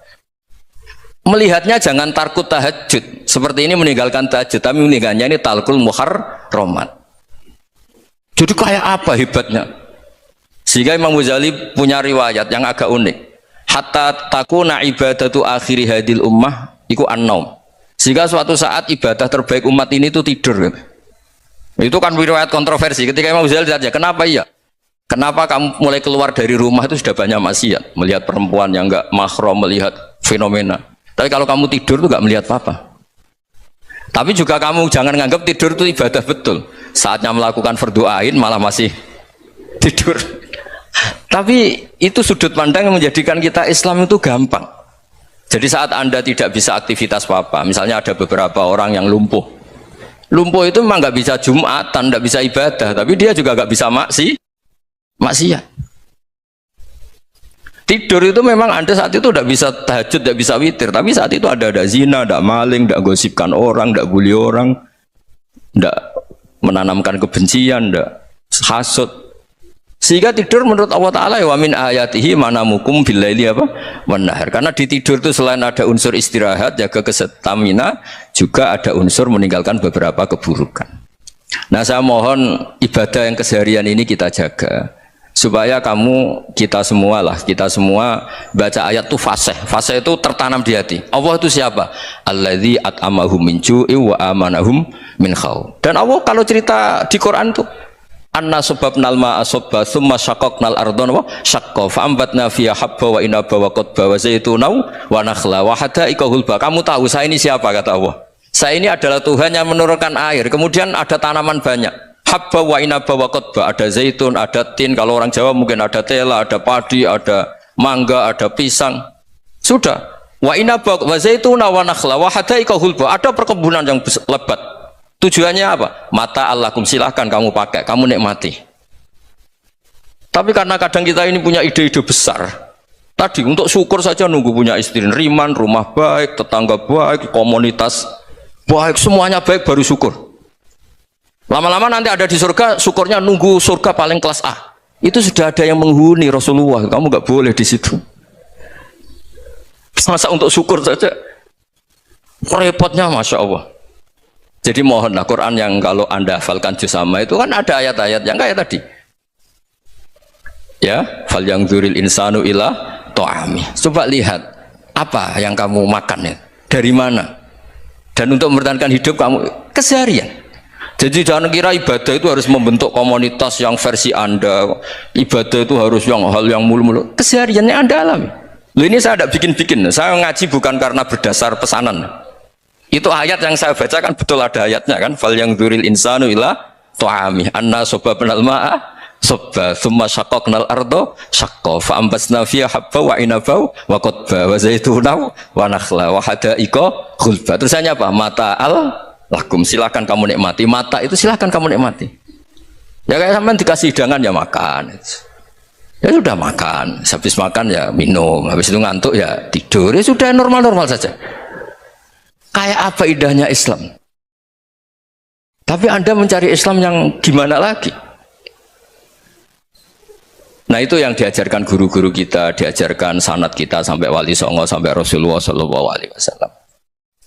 Bahwa pada akhirnya ada jihad, ada perang. Itu dulu memang perang, bukan membunuh. Beda. Dulu kita dijajah Belanda ya perang, dan itu normal karena kita dijajah. Jadi ketika orang lain ingin baik sama kita, wa in ahadum minal musyrikin astajaruka ya fa'jirhu hatta yasma'a kalam Allah. Kalau mereka ingin baik ya kita baik. Makanya ada istilah mustakman, muahad. Kalau mereka ingin damai, berdampingan dengan kemajmukan, ya itu yang lebih baik. Karena memang Islam menghormati proses perdamaian. Wa in janahu nawa lisalmi ya fajnah lah. Kalau ingin damai ya kita harus damai.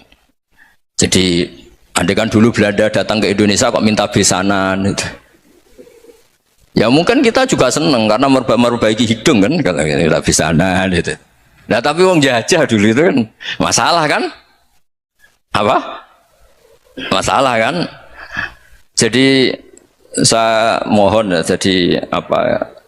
Makanya saya tadi minta sama Bapak Kadensus kemarin juga pernah main ke saya.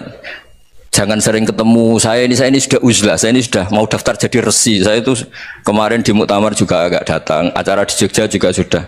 Karena memang keluarga saya dulu itu bahasa ya, bapaknya bapak saya itu gak keluar rumah itu puluhan tahun. Memang punya adat uzlah.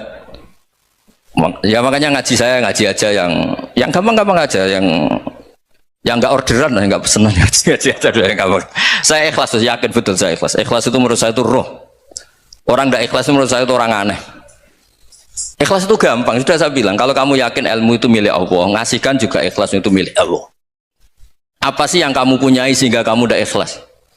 Uang milik Allah, energi kita milik Allah, bumi milik Allah. Kemudian kamu merasa memiliki. Merasa memiliki itu kalau dalam ilmu tasawuf sudah kesalahan kan. Bagaimana Anda punya?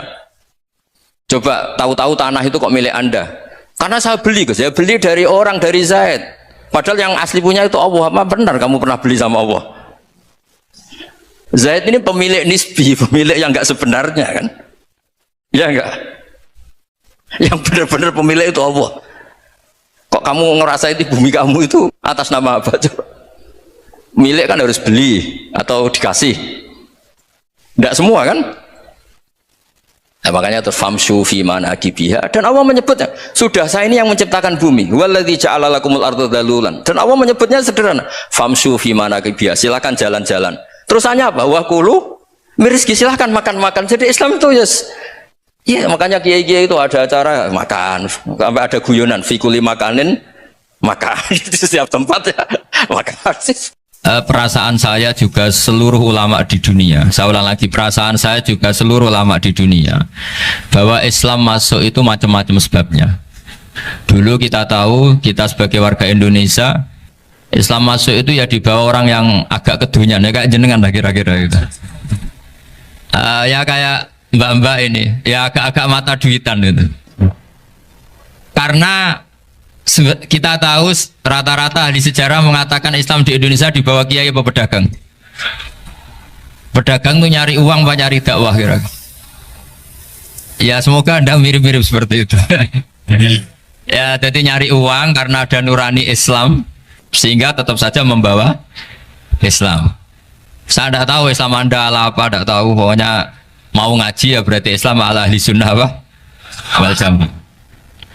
Jadi ini penting saya utarakan bahwa Islam itu agama yang mudah difahami, sehingga di bawah pedagang saja ya kasil gitu. Di bawah orang yang kedonyan nggak jenengan juga kasil gitu. Di bawah orang baik ya kasil, di bawah orang broken juga kasil. Ini penting saya utarakan karena saya ngaji di mana-mana bilang ciri utama kebenaran absolut adalah kebenaran yang bahkan orang nggak benar saja bisa bawa.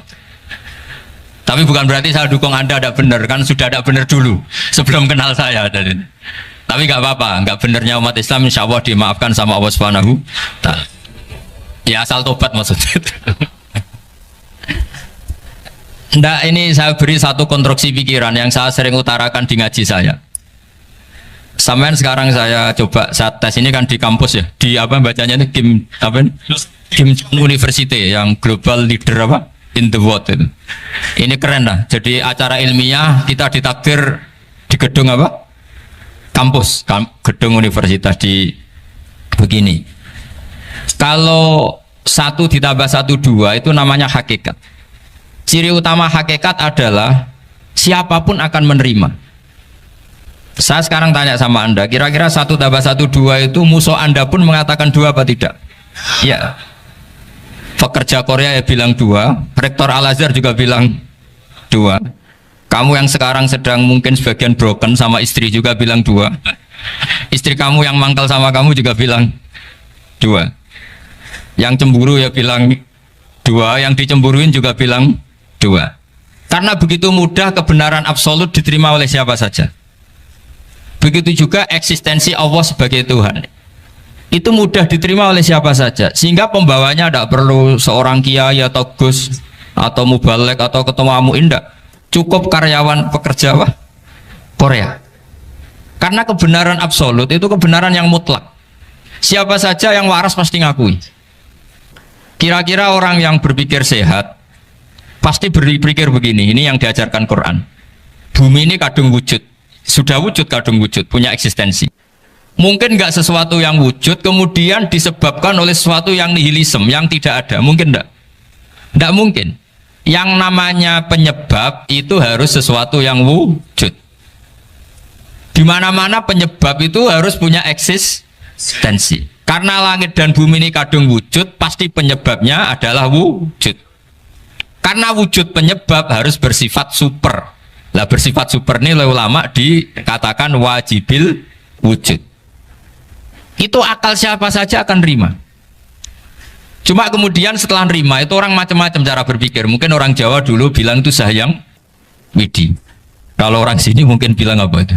Dewa atau apa ya? Nggak tahu saya itu. Karena itu yang teman sampean, enggak teman saya itu. Tapi yang jelas begini, ini konstruksi ini harus kita jaga. Nanti saya bacakan teks hadisnya. Kebenaran sejati ciri utamanya adalah ada absolutisme, ada kebenaran mutlak. Ciri utama kebenaran mutlak adalah diakui bahkan oleh siapa saja, termasuk oleh orang fasik. Orang fasik itu orang nggak benar. Misalnya ada imam masjid besar Istiqlal, ditanya 1 tambah 1 bilang apa? 2. Nanti kira-kira yang lonte juga bilang apa? 2. KPK juga bilang koruptornya yang ditangkap 2. Nah, eksistensi Allah sebagai Tuhan ini kebenaran yang absolut. Maka agama ini juga boleh diterima oleh siapa saja, termasuk oleh orang fasik, orang nggak jelas. Ini penting saya utarakan karena sekarang marak kelompok yang mengatakan orang Islam kalau zina menjadi tidak muslim, orang Islam kalau korupsi menjadi tidak muslim, salah sedikit tahlilan jadi kafir, percaya wasilah jadi itu tidak benar seperti itu. Karena kebenaran eksistensi itu kebenaran yang nggak bisa diganggu gugat. Seperti Anda ini kan warga Indonesia, KPK ya warga Indonesia, koruptornya juga warga. Apa setelah dia korupsi lalu tidak warga Indonesia? Tetap warga. Orang yang meyakini kalimat tauhid setelah dia salah apa terus tidak ya tauhid? Kan tetap ya. Maka dia tetap Islam. Ini penting saya utarakan. Kalau seorang warga Indonesia yang koruptor, yang macam-macam saja tetap warga Indonesia, padahal banyak kesalahan. Karena status warga Indonesia adalah status yang permanen. Begitu juga status Muslim adalah permanen bagi siapa saja yang melafadzkan La ilaha illallah Muhammadur Rasulullah. Kita tidak bisa mengkafir-kafir kita. Itu juga yang sering dipesankan dan jadi ciri khas ulama ahli sunnah wal jamaah, tidak mengkafirkan orang Islam meskipun melakukan dosa besar. Soal dia salah nanti masuk neraka ya silakan saja, saya ada ikut, paham ya, sampai bisa mencoba. Tapi tetap saja dia muslim. Analoginya tadi, analoginya gampang sekali tadi. Orang Indonesia yang salah itu tidak akan merubah statusnya sebagai warga Indonesia, karena ya memang dia berstatus warga Indonesia.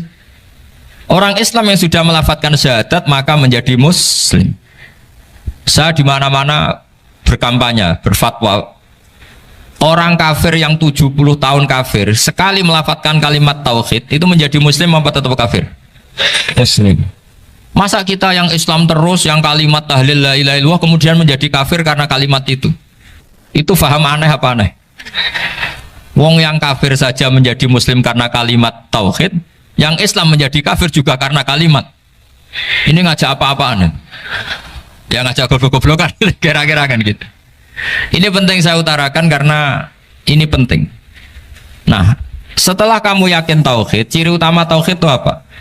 Menstatuskan sesuatu sebagaimana hakikatnya. Misalnya bumi Korea, ini statusnya tetap buminya apa? Maka dari awal saya husnudzon sekali sama Allah Subhanahu wa taala bahwa suatu saat di bumi mana saja itu ada tahlil. Nggak ngira kan ada ateis di sini, bumi ateis, kemudian ada tahlil, ada sakduna, ada macam-macam. Karena kita ketika sholat, makanya saya tadi janji akan memaknai kalimat-kalimat yang sering Anda baca ketika sholat. Di sholat saat ada itidal ngendikan apa? Rabbana lakal hamdu, ayo dibaca, mil'us samawati wa mil'ul ardi wa mil'u ma syi'ta min syai'im ba'du. Sama nani secara tradisi pesantren, Rabbana do pangeran kita, laka iku kadue panjenengan alhamdulillah segala puji. Engkau punya segala puji. Mil'us samawati, yang pujian itu memenuhi langit. Tentu langit itu penuh dengan pujian. Semua malaikat bertasbih, bertahmid. Karena malaikat tidak ada yang kerja di pabrik, itu tasbih terus gitu. Nggak ada yang nyari uang, kan? Nggak ada yang cari won ya. Apa won ya kalau bahasa? Kalau di sini nggak kiainya aja nyari uang. Terusannya apa? Wamilul ardi, dan pujian itu memenuhi bumi. Korea termasuk bumi Allah apa enggak? Jadi saya sudah menduga suatu saat Korea itu ya penuh dengan pujian. Dan ini betul. Siapa yang ngira kalau di bumi Korea ada yang hafal lagu Sakduna itu? Itu lagu kesayangan guru kita semua, Kiai Haji Maimun Zubair. Gak ada yang ngira. Siapa yang ngira kalau di sini ada ngaji seperti ini? Di Rusia juga sama. Uni Soviet itu negara ateis. Tapi lama-lama pecah karena glasnost itu dan perestroika itu. Kemudian menjadi pecahan-pecahan negara Muslim. Ada Uzbekistan, Tajikistan, Ceknya, semuanya menjadi negara apa? Muslim. Karena dari awal lakal hamdu mil'us samawati wa mil'ul ardi, dan pujian itu pasti memenuhi langit juga memenuhi bumi. Kalau Anda baca itu di Indonesia mungkin wajar, di Indonesia banyak acara-acara seperti ini. Tapi kalau di Korea ternyata benar. Dan anda ini kalian semua termasuk pembuktian benarnya wa mil'ul ardi. Keren kan teman? Oh keren sekali, bukan sekedar keren sekali. Makanya saya jarang diundang pengajian mau, tapi diundang di Korea mau. Tapi saya ada niat datang undangan, memang saya ingin datang. Jadi ya karena itu ini bentuk penghormatan saya. Bentuk penghormatan saya bahwa pada akhirnya benar-benar lakal hamdu mil'us samawati wa mil'ul ardi. Jadi Anda tidak perlu pesimis, dulu Indonesia juga seperti itu. Banyak Buddha, Hindu, macam-macam ateisme. Kemudian berkatnya para ulama sekarang jadi negara yang mayoritas Muslim. Korea, barokahnya orang-orang kedonyan seperti ini banyak Islam itu. Nggak apa-apa. Karena sebagian agama Islam, sebagian sejarah ditulis di bawah pedagang-pedagang Gujarat. Kira-kira orang Gujarat ke Indonesia dulu yang namanya pedagang cari apa? Uang. Tapi namanya orang Islam, hatinya tetap adanya tauhid. Nyari uang ya tetap sambil dakwah. Kalau yang ke Korea langsung kiai mungkin tidak seramai ini Islam. Karena kalau kiai datang langsung dicurigai jadi misionaris, jadi ribet malah. Tapi kalau sampean nggak ada yang curiga. Namanya pekerja saja nyari uang. Dan itu memang fakta. Cuma kadang ya sadar terus ya bagus lah seperti itu. Nggak apa-apa. Maksud saya ini saya memberi support, memberi tasjek bahwa Allah itu luar biasa. Jadi kalau ingin menyebarkan agamanya macam-macam. Kadang kiai tidak bisa mengislamkan orang, itu anak-anak mahasiswa pacaran itu banyak yang pacarnya itu masuk Islam. Tapi sampean jangan bilang pacaran halal, ya tidak pernah halal. Tapi Allah kalau menghendaki memberi hidayah itu jalannya macam-macam. Ada yang lewat kerja, coba yang bayangkan ada tahlilan di Korea itu semua kiai tidak pernah bayangkan. Tapi setelah banyak pekerja di sini kemudian mereka insaf atau sedang insaf tidak tahu ini. Sampai kapan insafnya juga tidak tahu. Tapi yang jelas ini hebat, ini apa? Hebat. Tahu-tahu ya seperti ini. Makanya iman saja Rabbana lakal hamdu mil'us samawati wa mil'ul ardi. Masih ditambahi wa mil'u ma syi'ta min syai'im ba'du. Karena Allah itu zat yang tidak terperikan, zat yang tidak terbatasi. Maka pujian di langit dan bumi ini masih kurang. Masih ada apa saja yang nanti akan dipenuhi oleh pujian kepada Allah Subhanahu wa ta'ala. Wa mil'u ma syi'ta min syai'im ba'du. Dan pujian kepada Engkau ya Allah akan memenuhi semua ruangan yang Engkau kehendaki. Mungkin suatu saat negara-negara yang sekarang yang paling minim Islam itu di Amerika Selatan, kayak di Argentina dan sebagainya, itu nanti suatu saat juga penuh dengan pujian, karena tetap Rabbana lakal hamdu mil'us samawati wa mil'ul ardi wa mil'u ma syi'ta min syai'in ba'd. Saya di Jogja setiap akhir ngaji saya ajarin wiridan. Mungkin wiridan ini tidak asing bagi jenengan karena sering saya baca. Subhanallah wa bihamdihi adada khalqihi wa ridho nafsihi wa zinata arsyihi wa midada kalimat. Bahwa kita memuji Allah itu adada khalqi, sesuai jumlah makhluk Allah. Semua makhluk Allah meskipun kelihatannya mengecewakan, ini semuanya memuji sama Allah Subhanahu wa taala. Meskipun kadang kita kecewa, kadang kita tidak cocok.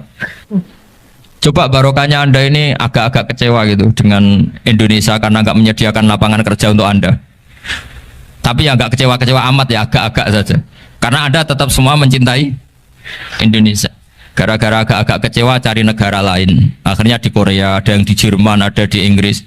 Tapi bawaan pernah ngaji di musola, Islam ini ke bawah. Sehingga karena Islam ini ke bawah, tahu-tahu ada komunitas yang memikirkan Islam. Umumnya orang mikir Islam itu ya bikin masjid. Kalau di Korea unik, nyewa apa? Nyewa gedung untuk masjid. Itu kalau diceritakan di Indonesia aneh. Ini masjid sewaan, masjid. Tapi kalau di sini lazim, karena kalau beli mahal ya cukup sewa. Saya tidak tahu kalau dalam terminologi agama tempat Anda sujud ini nanti jadi saksi di akhirat. Itu yang permanen apa yang sewaan tidak tahu. Jadi nanti bumi ini tanya, ya saya ya Allah pernah dipakai sujud, tapi setelah 1 tahun nggak kuat menambah lagi. Makanya saya dukung tadi yang ada gerakan masjid apa. Sebenarnya permanen nggak permanen itu tetap bagus, tidak usah memaksakan. Yang jelas saya sudah ikut nyumbang lelang tadi, dan saya berharap uang itu benar-benar untuk masjid. Kalau untuk tamirnya juga gak apa-apa, yang penting untuk menghidupi masjid. Saya juga termasuk kiai yang gak suka kalau hukum itu terlalu fanatik. Misalnya uang ini untuk masjid, kemudian imamnya diterlantarkan karena alasannya ini untuk masjid. Imam kan gak masjid. Nah ini kalau imamnya gak diservis kemudian mutung terus pulang ke Indonesia, ini jadi masalah. Tapi saya juga gak suka kalau ada negara gitu. Betul-betul saya gak suka yang imamnya itu terlalu diservis. Ini buruk sekali kan.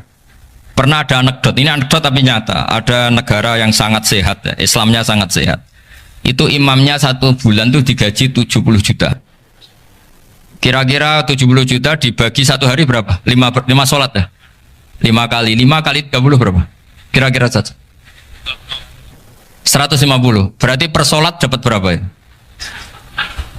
Kira-kira kan biasa potong gaji kalau berapa kira-kira? Singkat cerita, si kiai dari luar negeri tadi cerita apa Indonesia? Kiainya miskin-miskin, datang ke masjid kan kadang pakai ontel, adzan sendiri, qomat sendiri, sholat sendiri kadang. Itu nasib orang-orang Sragen dan Salatiga sebagian.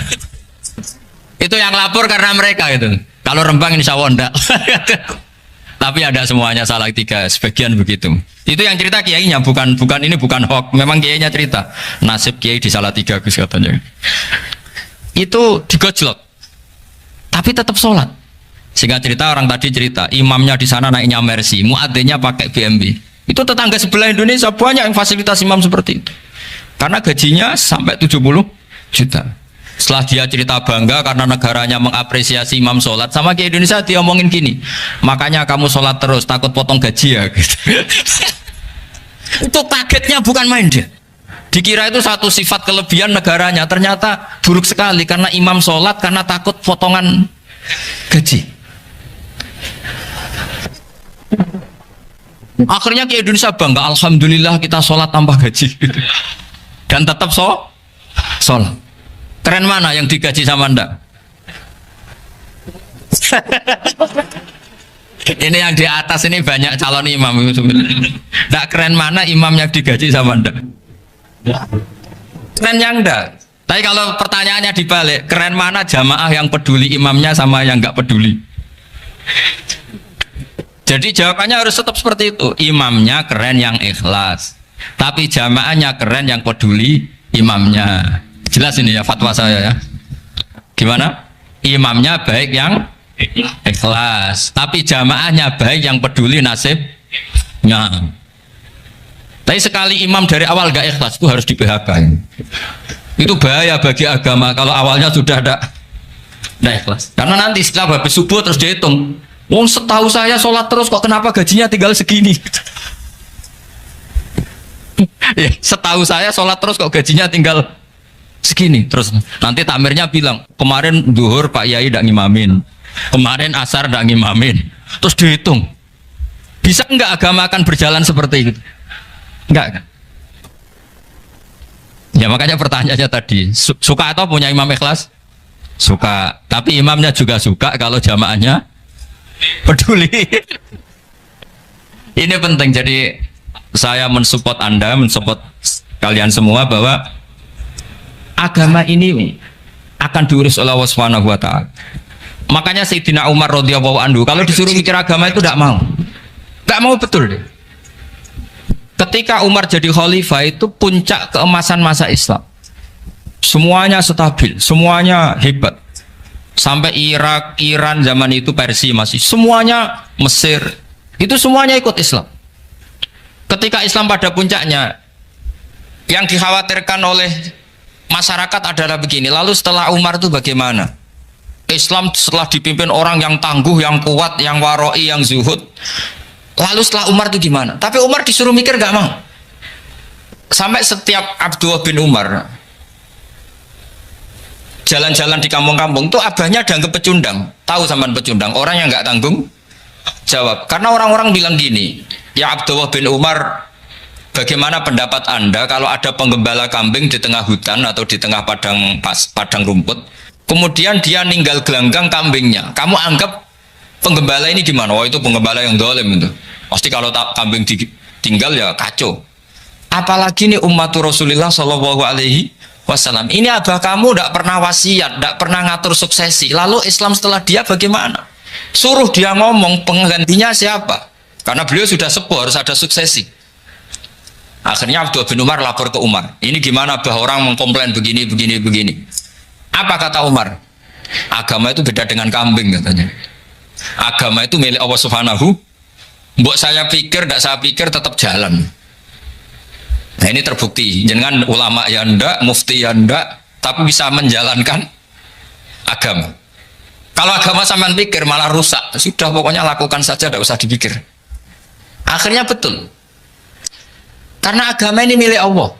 Soal kita serius memikirkannya itu karena khidmah, karena kita ingin berbakti pada agama. Tapi Anda tidak boleh berpikir kalau agama ini butuh pemikiran Anda. Beda loh ya.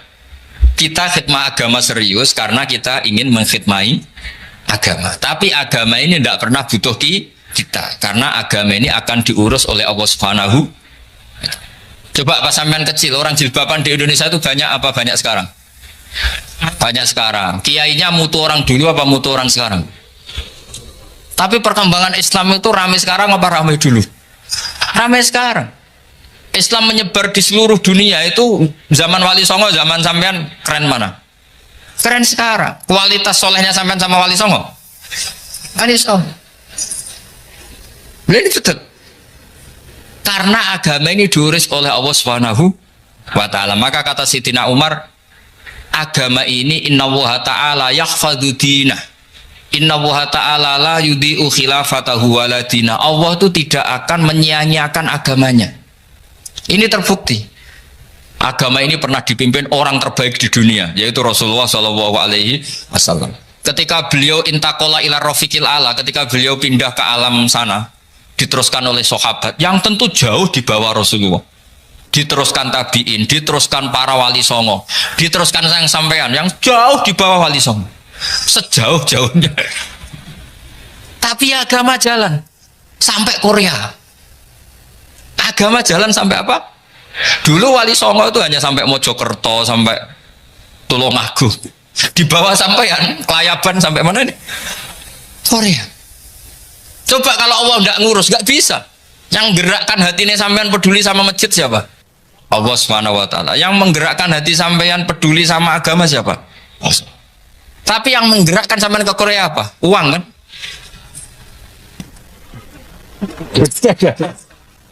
Enggak, enggak apa-apa, jujur saja, jujur ya, ada. Santai aja. Ini bagian dari keramatnya jenengan. Niatnya enggak benar tapi dibenerin Allah di sini. Dari awal niatnya kan uang gitu. Tapi setelah di Korea dibenerin Allah. Mbok ingat agama gitu. Keren kan? Makanya yang syukur sama Allah Subhanahu wa ta'ala. Yang bisa hanya Allah Ta'ala. Makanya dalam dunia kiai selalu baca apa? Alhamdulillah alladzi hadana lihada wa ma kunna linahtadiya laula an hadana Allah. Alhamdulillah kita diberi hidayat seperti ini. Kalau tidak Allah tidak bisa. Sudah mata duitan, kadang istri ngomel, mertua tidak percaya. Sudah setengah-setengah broken gini saya tahu sampai ke Korea itu karena broken pas saking sayangnya keluarga. Potensinya hanya dua. Dibela-belain kerja demi keluarga atau agak broken maka ke sini. Tapi apapun potensi itu tetap baik. Itu takdir sudah, itu takdir tidak usah dibicarakan. Semua itu apa? Karena orang kalau sedang rukun ya tidak mau tukaran, kalau sedang tukaran ya tidak mau rukun. Itu sudah semuanya takdir. Kata bapak saya dulu kalau ada orang mau jualan tanah, Pak Yai tanah saya mau saya jual. Ini gimana? Padahal ini tanah warisan. Kata bapak, nak waya adol ya adol. Memang ini saatnya jual ya jual saja.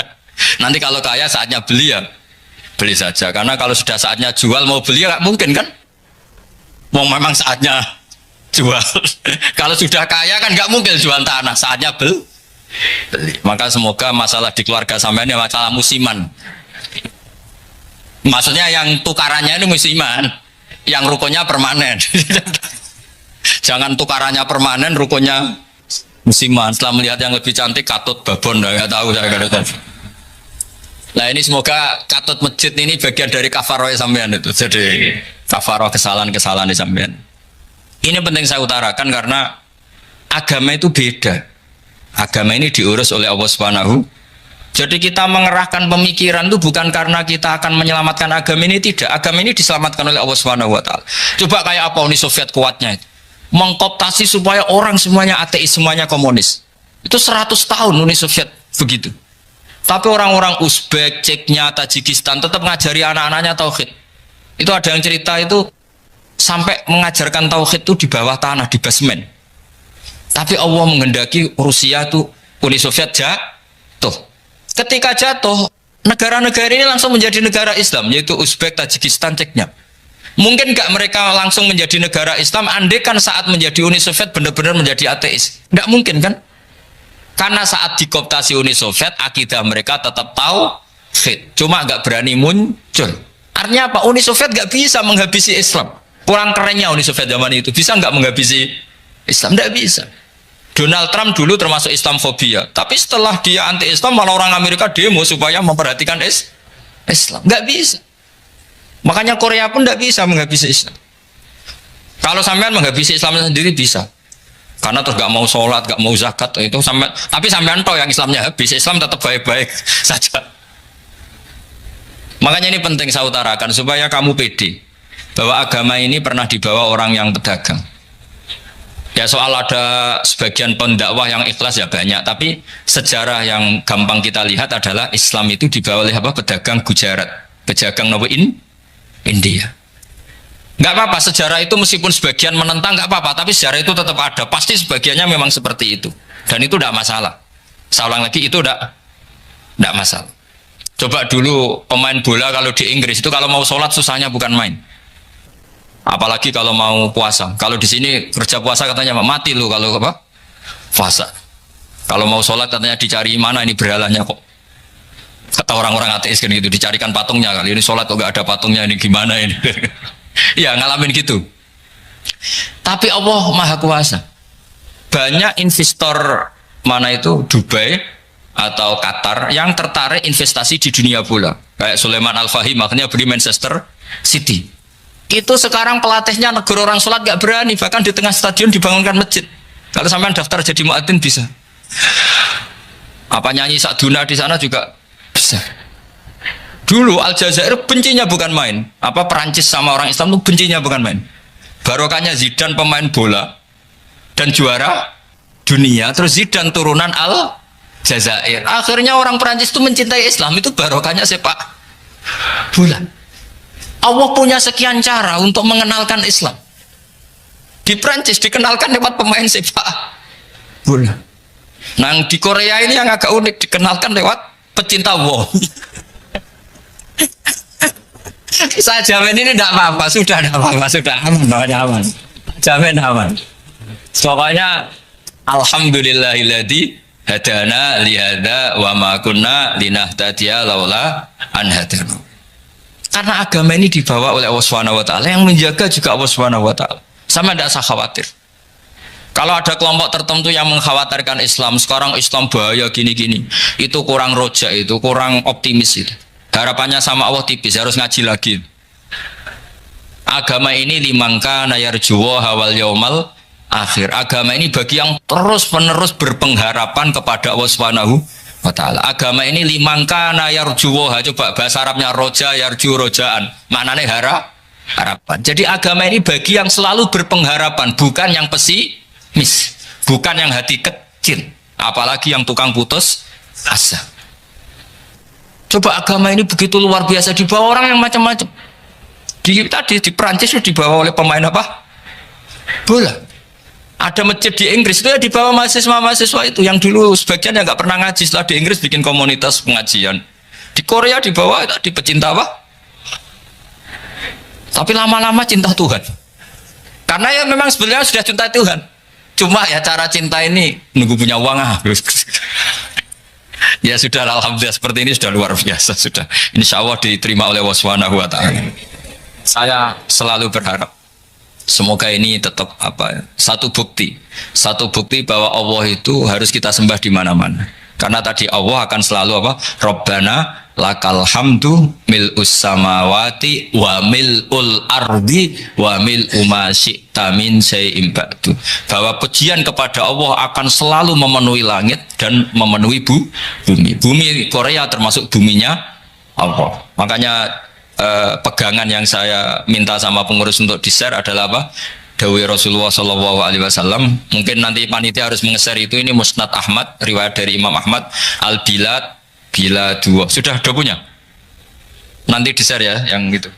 Al-biladu bila dua, bahwa negara hakikatnya adalah negara Allah. Wal ibad ibadullah, semua hamba hakikatnya adalah hamba.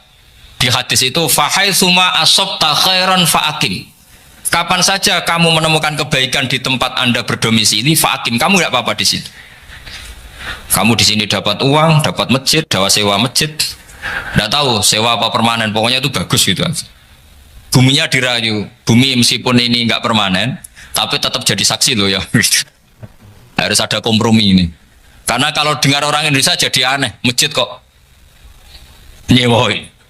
Tapi aneh di Indonesia, ada aneh di sini, sampean tenang saja.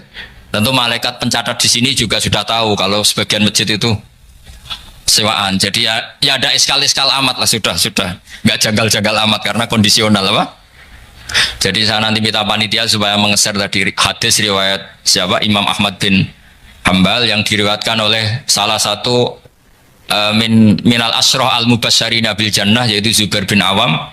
Nabi ngendikan al biladu biladullah, negara mana saja adalah negara Allah. Wal ibad ibadullah, semua hamba adalah hambanya Allah. Fahaitsuma asabta khairan, di mana saja kamu mendapatkan kebaikan, fa'akim, kamu tidak apa-apa berdomisili di situ. Ya saya mohon ini penting sekali. Pokoknya saya mohon kalimat tauhid ini dijaga. Karena kalimat tauhid ini kata semua ulama kasyajaratin thayyibatin asluha tsabitu wa faruha fis sama. Dan kalimat tauhid ini pasti tu'ti ukulaha kullahinim bi'izni rabbiha. Kalimat tauhid yang dibawa umat Islam seluruh dunia. Meskipun dia orang fasik, orang enggak benar, tetap tu'ti ukulaha kullahinim bi'izni rabbiha. Kalimat ini akan membawa berkah bagi orang yang dihinggapi atau didomisili umat Islam. Coba sebagian nanti orang Korea menjadi Muslim itu karena di sini ada komunitas pekerja Muslim, kemudian menyisakan atharul Islam, jejak-jejak Islam. Enggak apa-apa, pasti kalimat ini tu'ti ukulaha kullahinim bi'izni rabbiha. Jadi kalimat tauhid adalah kalimat yang kata Allah tu'ti ukulaha kullahinim bi'izni rabbiha. Anda tidak usah khawatir bahwa apa yang Anda lakukan apapun kecilnya akan ditulis oleh Allah Subhanahu wa taala. Kata Allah wa naktubu ma qaddamu wa atharahum. Di mana di surat Yasin itu? Inna nahnu nuhyil mauta wa naktubu ma qaddamu wa atharahum. Saya bisa menghidupkan orang mati dan semua amal kalian saya tulis, kata Allah. Wa atharahum, dan jejak-jejak yang pernah kalian lakukan juga ditulis. Sampean kena apa kok sholat? Ya mergo jati diriku kawula, nak kawula apike takzim sujud ning pangeran. Fasjudu lillahi wa la tuti'u wasjud. Jadi pertama kajian Nabi untuk wahyu surat Iqra. Kegiatannya Nabi piye? Pokoke urip lu wasjud. Wahyu ya sujud lan mendekat ning pangeran. Wes titik urip wis ngono tok. Wes nak sujud ku nikmati. Bahwa ini nikmat terbaik, kehidupan saat terbaik. Makanya ketika kajian Nabi kan apa sholat fakaan naha sholat muwaddiin koyok itu sholat wong sing pamit itu terakhir sholat anda ya terakhir sholat nggak saiki kan ada iso sholat qobliyah ba'diyah ya sholat fardu sing tenan itu kok sholat fardu nera tenanan bar sholat fardu dari wah namno fardu ora pati bener kok tak jabli be sunat nah bener iku substansi ora iso jabli sunat iso ketambeli ora ora bener iku ora substansi ana substansi cara mobil itu bane sing coplok gadane iki bane sing coplok ana rusak kena bawa bane coplok makanya yang benar itu fardu itu dikukuhkan secara benar rukun syaratnya dikukuhkan baru kalau kesalahannya tidak krusial itu bisa ditambal dengan apa? Tapi nak kesalahan krusial ya fardunya harus diulang ora kok ditambal dengan apa? Eling-eling ya tawarai carane jadi wali. Jadi carane jadi wali ku mikir apa paling penting. Mau kena liwat jembatan iso itu paling penting. Hakikate ora kok mergo mobilmu. Mergo jembatane gak rusak. Buktine kira liwat mobil lah mlaku ya iso liwati jembatan mergo jembatane ora rusak. Ana mobil lah nak jembatannya rusak ra iso tiba. Berarti penting di mobil ke jembatan. Penting jembatan. Tapi wong darani rata-rata muni penting. Ya wahakada. Ketika kita bisa makan, hakikat yang paling penting adalah kita mendapatkan oksigen, mendapatkan kesehatan yang cukup. Baru di antara pentingnya adalah nasi. Tapi seringnya kita bahas yang paling penting nasi. Ya begitu terus. Akhirnya kita ini qolat ma'rifatul billah. Mesti ma'rifah yang pangeran itu sidik. Kowe tidak bahagia karena dihujat orang, itu nunggu sekian kasus baru dihujat orang. Nah, dihujat wong lagi susah, wong kok dimaki-maki wong harus susah. Sebelum orang lain menghujat Anda, hakikat Anda sudah orang menderita karena Anda sering menghujat diri sendiri. Gusti, melarat kok ora barbar, di bojo wani, tonggo ra seneng aku, awak opo Gusti. Itu kan berarti Anda menghujat diri sendiri. Jadi yang paling menyengsarakan kita itu siapa? Ya diri kita. Seperti nak melarat, pengen di mobil, pengen di kepenak, ya malah tersiksa. Waktu balik wong ra iso terbang, pengen munggah Mars, malah tersiksa. Ra iso terbang ya wes nek mati ning isor. Alhamdulillah Gusti ra iso terbang. Dadak malah kelayapan temu di kunci, teng iki mawon pun penak. Wis ngono wae. Malah kepenak kan. Ini penting. Jadi semua kesengsaraan kita ini karena kita berpikir nuruti nafsu. Andai kan kita tidak berpikir nuruti nafsu, maka kita tidak pernah sengsara. Misalnya sampean urip tukaran mbek wong, tanggamu ngrasani kowe. Kowe nuruti syariat Allah. Alhamdulillah Gusti dirasani tonggo, dosa kula kurang. Wes penak. Bojomu ngamuk. Jare nak Gusti jare jantung nak boten disupport niku marai mati gitu. Alhamdulillah niku wonten penggerak napa jantung. Ngono. Pokoke sing seneng urip ku sing seneng. Misalnya terkir utang jare tiang-tiang Gusti rawang ra diutang ora kreatif. Tapi jangan gagal lho. Pokoke ngono kabeh delok positif. Piye-piye dawuh ulama tasawuf niku kula jeling tenan dawuh ulama. Kabeh ulama tahu sepakat. Kula hafal makalah itu. Nafsuka matiyatuka farfukiha. Piye-piye awakmu wis kadung dadi kendaraan sowan ning pangeran farfukiha. Kowe kudu mbok welasi. Piye-piye wis dadi kendaraan ila Allah. Misale kula kok sayang rai kula, mergi rai niki sing kula damel sujud Gusti. Tangan kula Gusti, tangan niki sing pas kula sujud tak tekan teng panggonane sujud. Mergi kepen sujud panjenengan. Jempol kula Gusti niki sing kula damel sujud. Termasuk sifat yang buruk sekalipun. Misalnya Anda duwe verji, Gusti, baru kayak kalau jima bojo kalau gak ada turunan kula mesti jemben do kepengen sujud panjenengan. Dan itu Nabi biasa membicarakan gitu. Nabi boten tiang Jogja, tiang Solo, terus nak pantes ra diomongno boten. Nabi tiang Mekah. Jadi yang hak ya ngendikan. Ya Nabi biasa ngendikan wa fi buti ahadikum sedekah. Bahkan dalam verji Anda, alat kelamin Anda juga ada sedekah. Sampai sahabat ditanya, bagaimana mungkin ya ayati ahaduna syahwatahu wa walahu ajrun? Bagaimana mungkin urusan seks dapat pahala?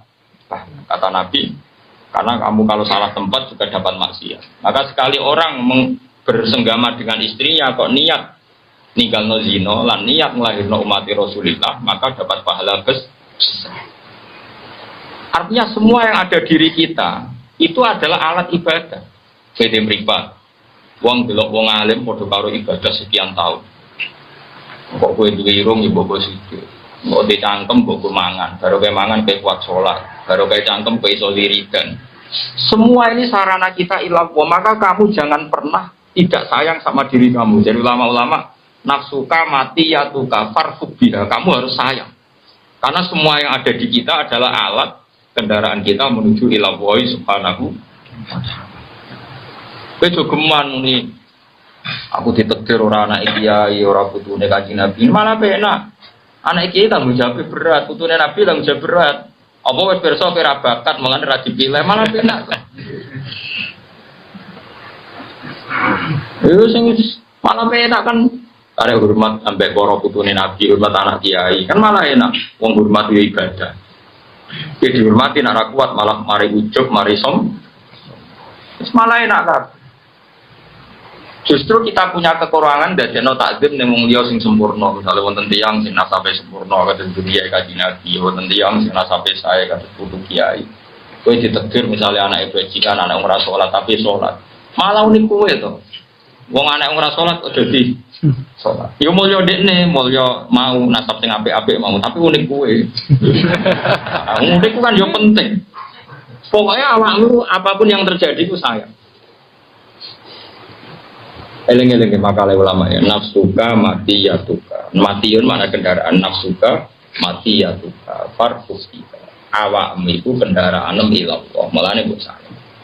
Misalnya kayak eling rai, niki rai sing kula damel sujud, tangan sing kula damel sujud, sing kula damel sedekah, damel kula kerja golek nafkah sing halal.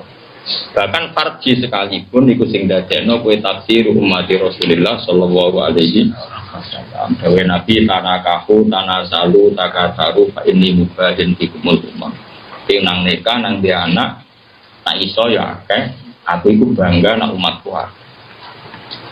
Cuma anak zaman akhir tak tafsiri nak iso ya sing akeh. Perkara ini zaman akhir kadang wong ra siap anake akeh. Baru ya ora karu-karuan. Itu maksudnya nak iso ya akeh. Dia sing dadi kebanggaane Kanjeng Nabi. Aja akeh terus ning dalan-dalan niku njogo lampu wah iku repot. Eling-eling ya. Jadi kita ini punya nafsu dan nafsu ini alat kita masuk surga. Mulane dawuh Umar bin Abdul Aziz kula eling. Min mana kibi Umar bin Abdul Aziz itu dia ngetikan begini, kula eling makalah. Innali nafsan tawwaqah. Saya ini punya nafsu yang sangat-sangat berontok. Berontok itu nak cinta, nak seneng itu ora kebendung. Umar bin Abdul Aziz dia ganteng deh, ganteng anak rojo. Wah, wong wedok seneng dekne wong calon putra mahkota. Bareng dekne dadi khalifah awake kurun teh. Padahal pas jabat. Kita kok kena opo sampean saiki kok puru padahal jadi presiden. Innali nafsan tawwaqah, karena saya punya nafsu sing sangat berontok. Aku zaman nom sekali seneng cawe itu kudu kasil dari bojo. Saiki yo kepengen bus warga kudu kasil.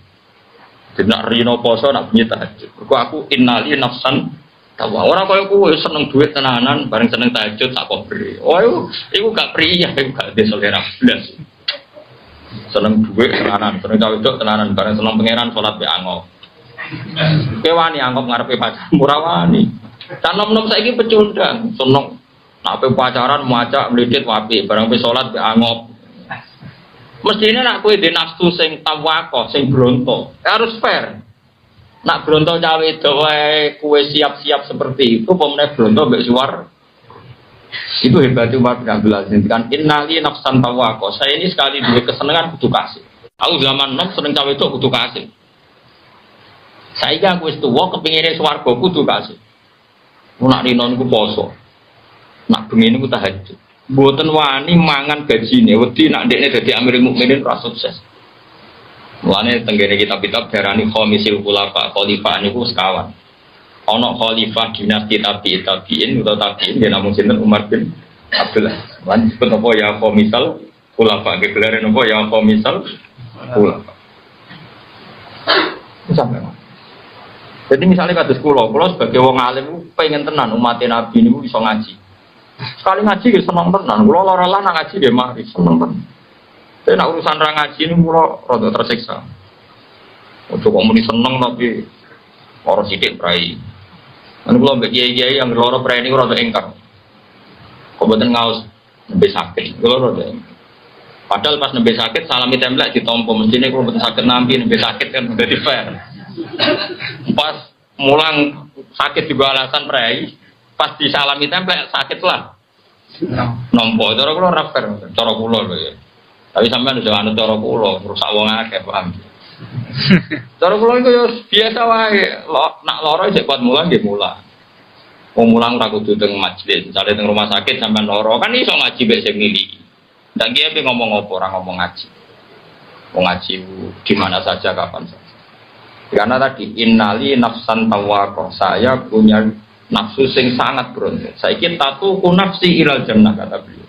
Saiki nafsuku berontok ning swarga, maka saya akan menghalalkan segala cara. Diri saya akan saya pergunakan dengan segala cara untuk menuju nopo swarga. Lane niku irji ila rabbiki radiyatan mardiyah. Carane piye? Orientasine ning pangeran. Lagi rumusnya nopo fathuli fi ibadi. Kowe ngrasa bener-bener mau dadi kawula ning kene. Nang kawulane pangeran ojo mentang-mentang juga terus ngatur-ngatur wong saenake dhewe, mentang-mentang wong alim saenake dhewe. Kudu mlebu fathuli fi ibadi. Apapun hebat Anda harus merasa jadi ubudiyah kemawulan yang pangeran. Jadi misalnya ke sholat, ya mergo diperintah pangeran. Budak kok kakean nafsu. Misalnya kita jadi budak, dikongkon masak majikanmu masak sate, terus dia kepengen, kok aku entek 20 bunduk, itu sopan tau? Ora sopan. Tapi budak tenan kon masak sate, ya masak sing tenanan, kok majikanku ben mangan sing enak. Ora kok koyo pengen mangan, padha kowe nek kepengin mlebu swarga ya salat sing tenanan, tapi rasa bayangno mlebu swarga. Nak wis fatkuli fi ibadi, kok lagi buat kuli. Jadi wong ora kepengine langsung swarga, tapi status kehambaannya tidak ditata. Kalau balen malih, orang sekarang tuh ingin masuk surga, tapi status kehambaannya tidak ditata. Padahal urutannya kan fatkuli fi ibadi, kowe iku dadi kawulaku sing apik, sing ikhlas, sing orientasine ila Allah lagi buat kuli dan jannah. Eling-eling ya ayat Tuhan nafsul mutmainnah irji'i ila rabbiki radiyatan mardiyah. Urutane napa? Fadkhuli fi ibadi lagi buat kuli jannah. Kalau saiki diwalik ya mulai saiki nak salat nikmati sujud. Jadi sekali sujud nikmati Allah matur nuwun Gusti jenengan nektir kula sujud. Kayak apa? Celaka saya kalau saya tidak sujud jenengan. Bersujud itu si imame ngadeg Allahu Akbar. Gusti kula siap berdiri demi nanggung perintah amar ma'ruf nahi munkar. Jadi ngadeg niati posisi Anda berdiri siap ngemban perintah. Bariku ruko ya siap sungkem ning pangeran. Bariku ngadeg meneh muni Rabbana lakal hamdu bil samawati wa bil ardi wa bil ma syi'a min syai'in. Ngoten terus nganti salat selesai. Nak salat wis selesai lagi assalamualaikum warahmatullahi wabarakatuh. Kowe iku berhak selamat. Tapi nak salat wis ra karu-karuan mau demi ngeloni bidadari mau wis. Mulai ini rai-rai ras warga wakai nang gini. Perkara kita sholatnya cek model. Ya tapi bisa tidak oto. Sakit apa? Sakit apa? Oto. Mulai maghrib latihan kita oto. Gusti perjanjian baru.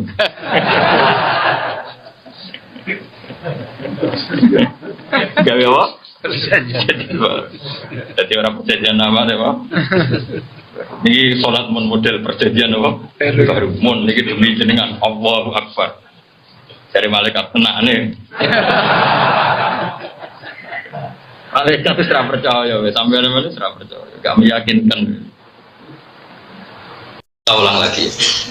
Andai kan Quran itu dibaca, ini saya ulang lagi berkali-kali. Andai kan Quran itu dibaca secara terbuka, secara nasional oleh para mubalik yang benar, orang yang maklar. Kadang yang balik ya repot. Balik pasti sakral kan. Cuma kalau sering kalau kritik itu, agar wong tukang pidato darah balik itu keliru kan. Sing darane mubalek man balagha anillah sing nyampekno kebenaran sing apa iku jenenge mubalek. Cek dibaji cek ora, cek ning podium cek ora. Nabi iku di sifat wajib tabligh. Apa nabi nek ngendikan kebenaran itu tak ana podium, siapkan MC, engko aku tak ngendikan ono to ora. Ya ora ono nabi ketemu Mustofa ya terus ngandani Mustofa, kadang bar salat kepen ngendikan nggih. Ngendikan. Engko nek wong wedok takok wis kumpul ngaji ora ono MC-ne. Ya ora usah podium. Aku mau balik tenan, aku mau balik bener itu.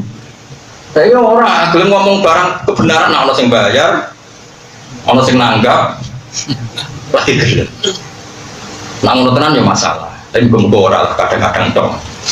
Andene ngono iku kadang-kadang, tapi tenanane ngono ngisore panggung. Nah ngono tak dumakno dunya akhirat.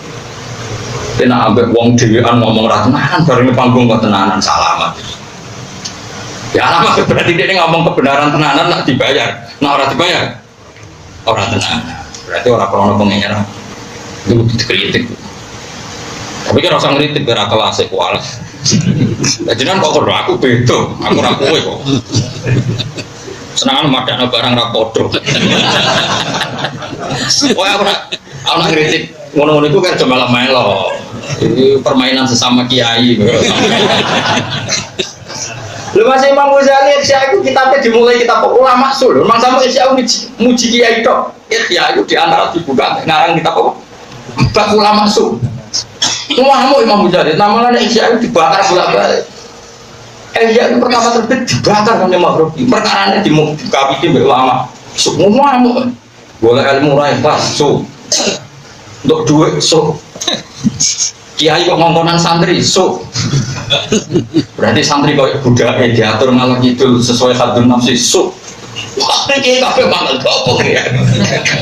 Orang dia diopong bisa kiai itu sekasutnya wali, kiai bisa usah kasut wali, orang diopong pipis serganya terbit kok pulang, berarti ngira tadi itu balik nomor. Lah saya kira orang saya kasut rawali, orang saya ngeleng no, bisa gue, lah nanti dileng no kanjeng Nabi rawali deh. Kodiyat itu rasa seneng di Imam Ghazali. Podo ulama, orang seneng belas dari dapat jenengin Imam Ghazali. Tapi podo wali ini, ngimpi ketemu kanjeng Nabi.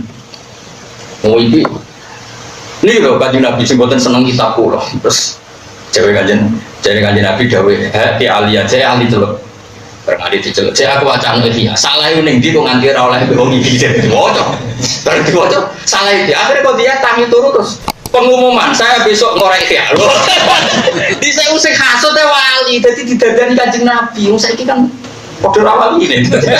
Akhirnya sini di wabe ngomong ngalam itu, orang sing negur. Ya apa Nabi negur gue kenal orang. Di saya itu tak cerita, di saya itu orang ulama terkenal tuh hari di sana Rasulullah Shallallahu Alaihi Wasallam. Saya kira orang di sana mungkin cukup, di sana MC cukup bang MC Misyabul Fadilah, mobil khusus mobil Fadilah, yang jiwa tuh sah, harus pokoknya sah. MC Muniki Haji yo sah, yang Baliho no Kiai yo sah. Bisa orang Imam Ghazali, Imam Syafi'i, kuat mesti itu dibandingkan. Imam Bukhari pertama menerbitkan kitab Bukhari sing dadi as-sahihul kutub ba'da kitabillah sing dadi kitab paling sahih sahih Quran dan itu Denus tidak meneliti hadis sesuai disiplin ilmu jenenge al-jarh wa ta'dil mengecek kualitas rawi ini jenenge apa al-jarh wa ta'dil. Lu tahu dene ada orang terkenal sangat-sangat soleh wonge alim Allah. Dan diparani Imam Bukhari itu pas makane khimar itu ucap di Jawa nanya contohnya pitik, asli ini zaman itu rano pitik pasti sih contoh khimar, tapi bagi Jawa contohnya jadi pitik bapak dimodifikasi jadi pitik khimar itu ucap terus dia ini gawa tibnan itu apa, dedek dedek ya, tidak kok nih gini tangan khimar itu seneng itu parah barang marah, apa mangan, terus dicekel ini mabuk itu semua 5 dalam tak khudu hadis ini kayak orang situ ngaji hadis baru jenengan bodohi khimarnya kriminal dari Imam Bukhari. Jadi dari Imam Bukhari orang belajar jadi kayak Jawa contoh kurus pitik barang marah kok cek ini dari Imam Bukhari kasih kopi mereka tahu bodohi pitik mereka tahu bodohi wong bodoh di memang liok Ibu bodoh ini rawong liya tok bojomu ya korban kabeh. Agama yang bodoh nih. Ora usah maca biasa. Sama akhir. Salah es kakean matur. Wes ta ora usah tobat ya kangelan. Kok mau arep-arep rahmate Allah. Wis tobatmu ora cukup. Salahmu ora cukup. Sing cukup namung rahmate Allah.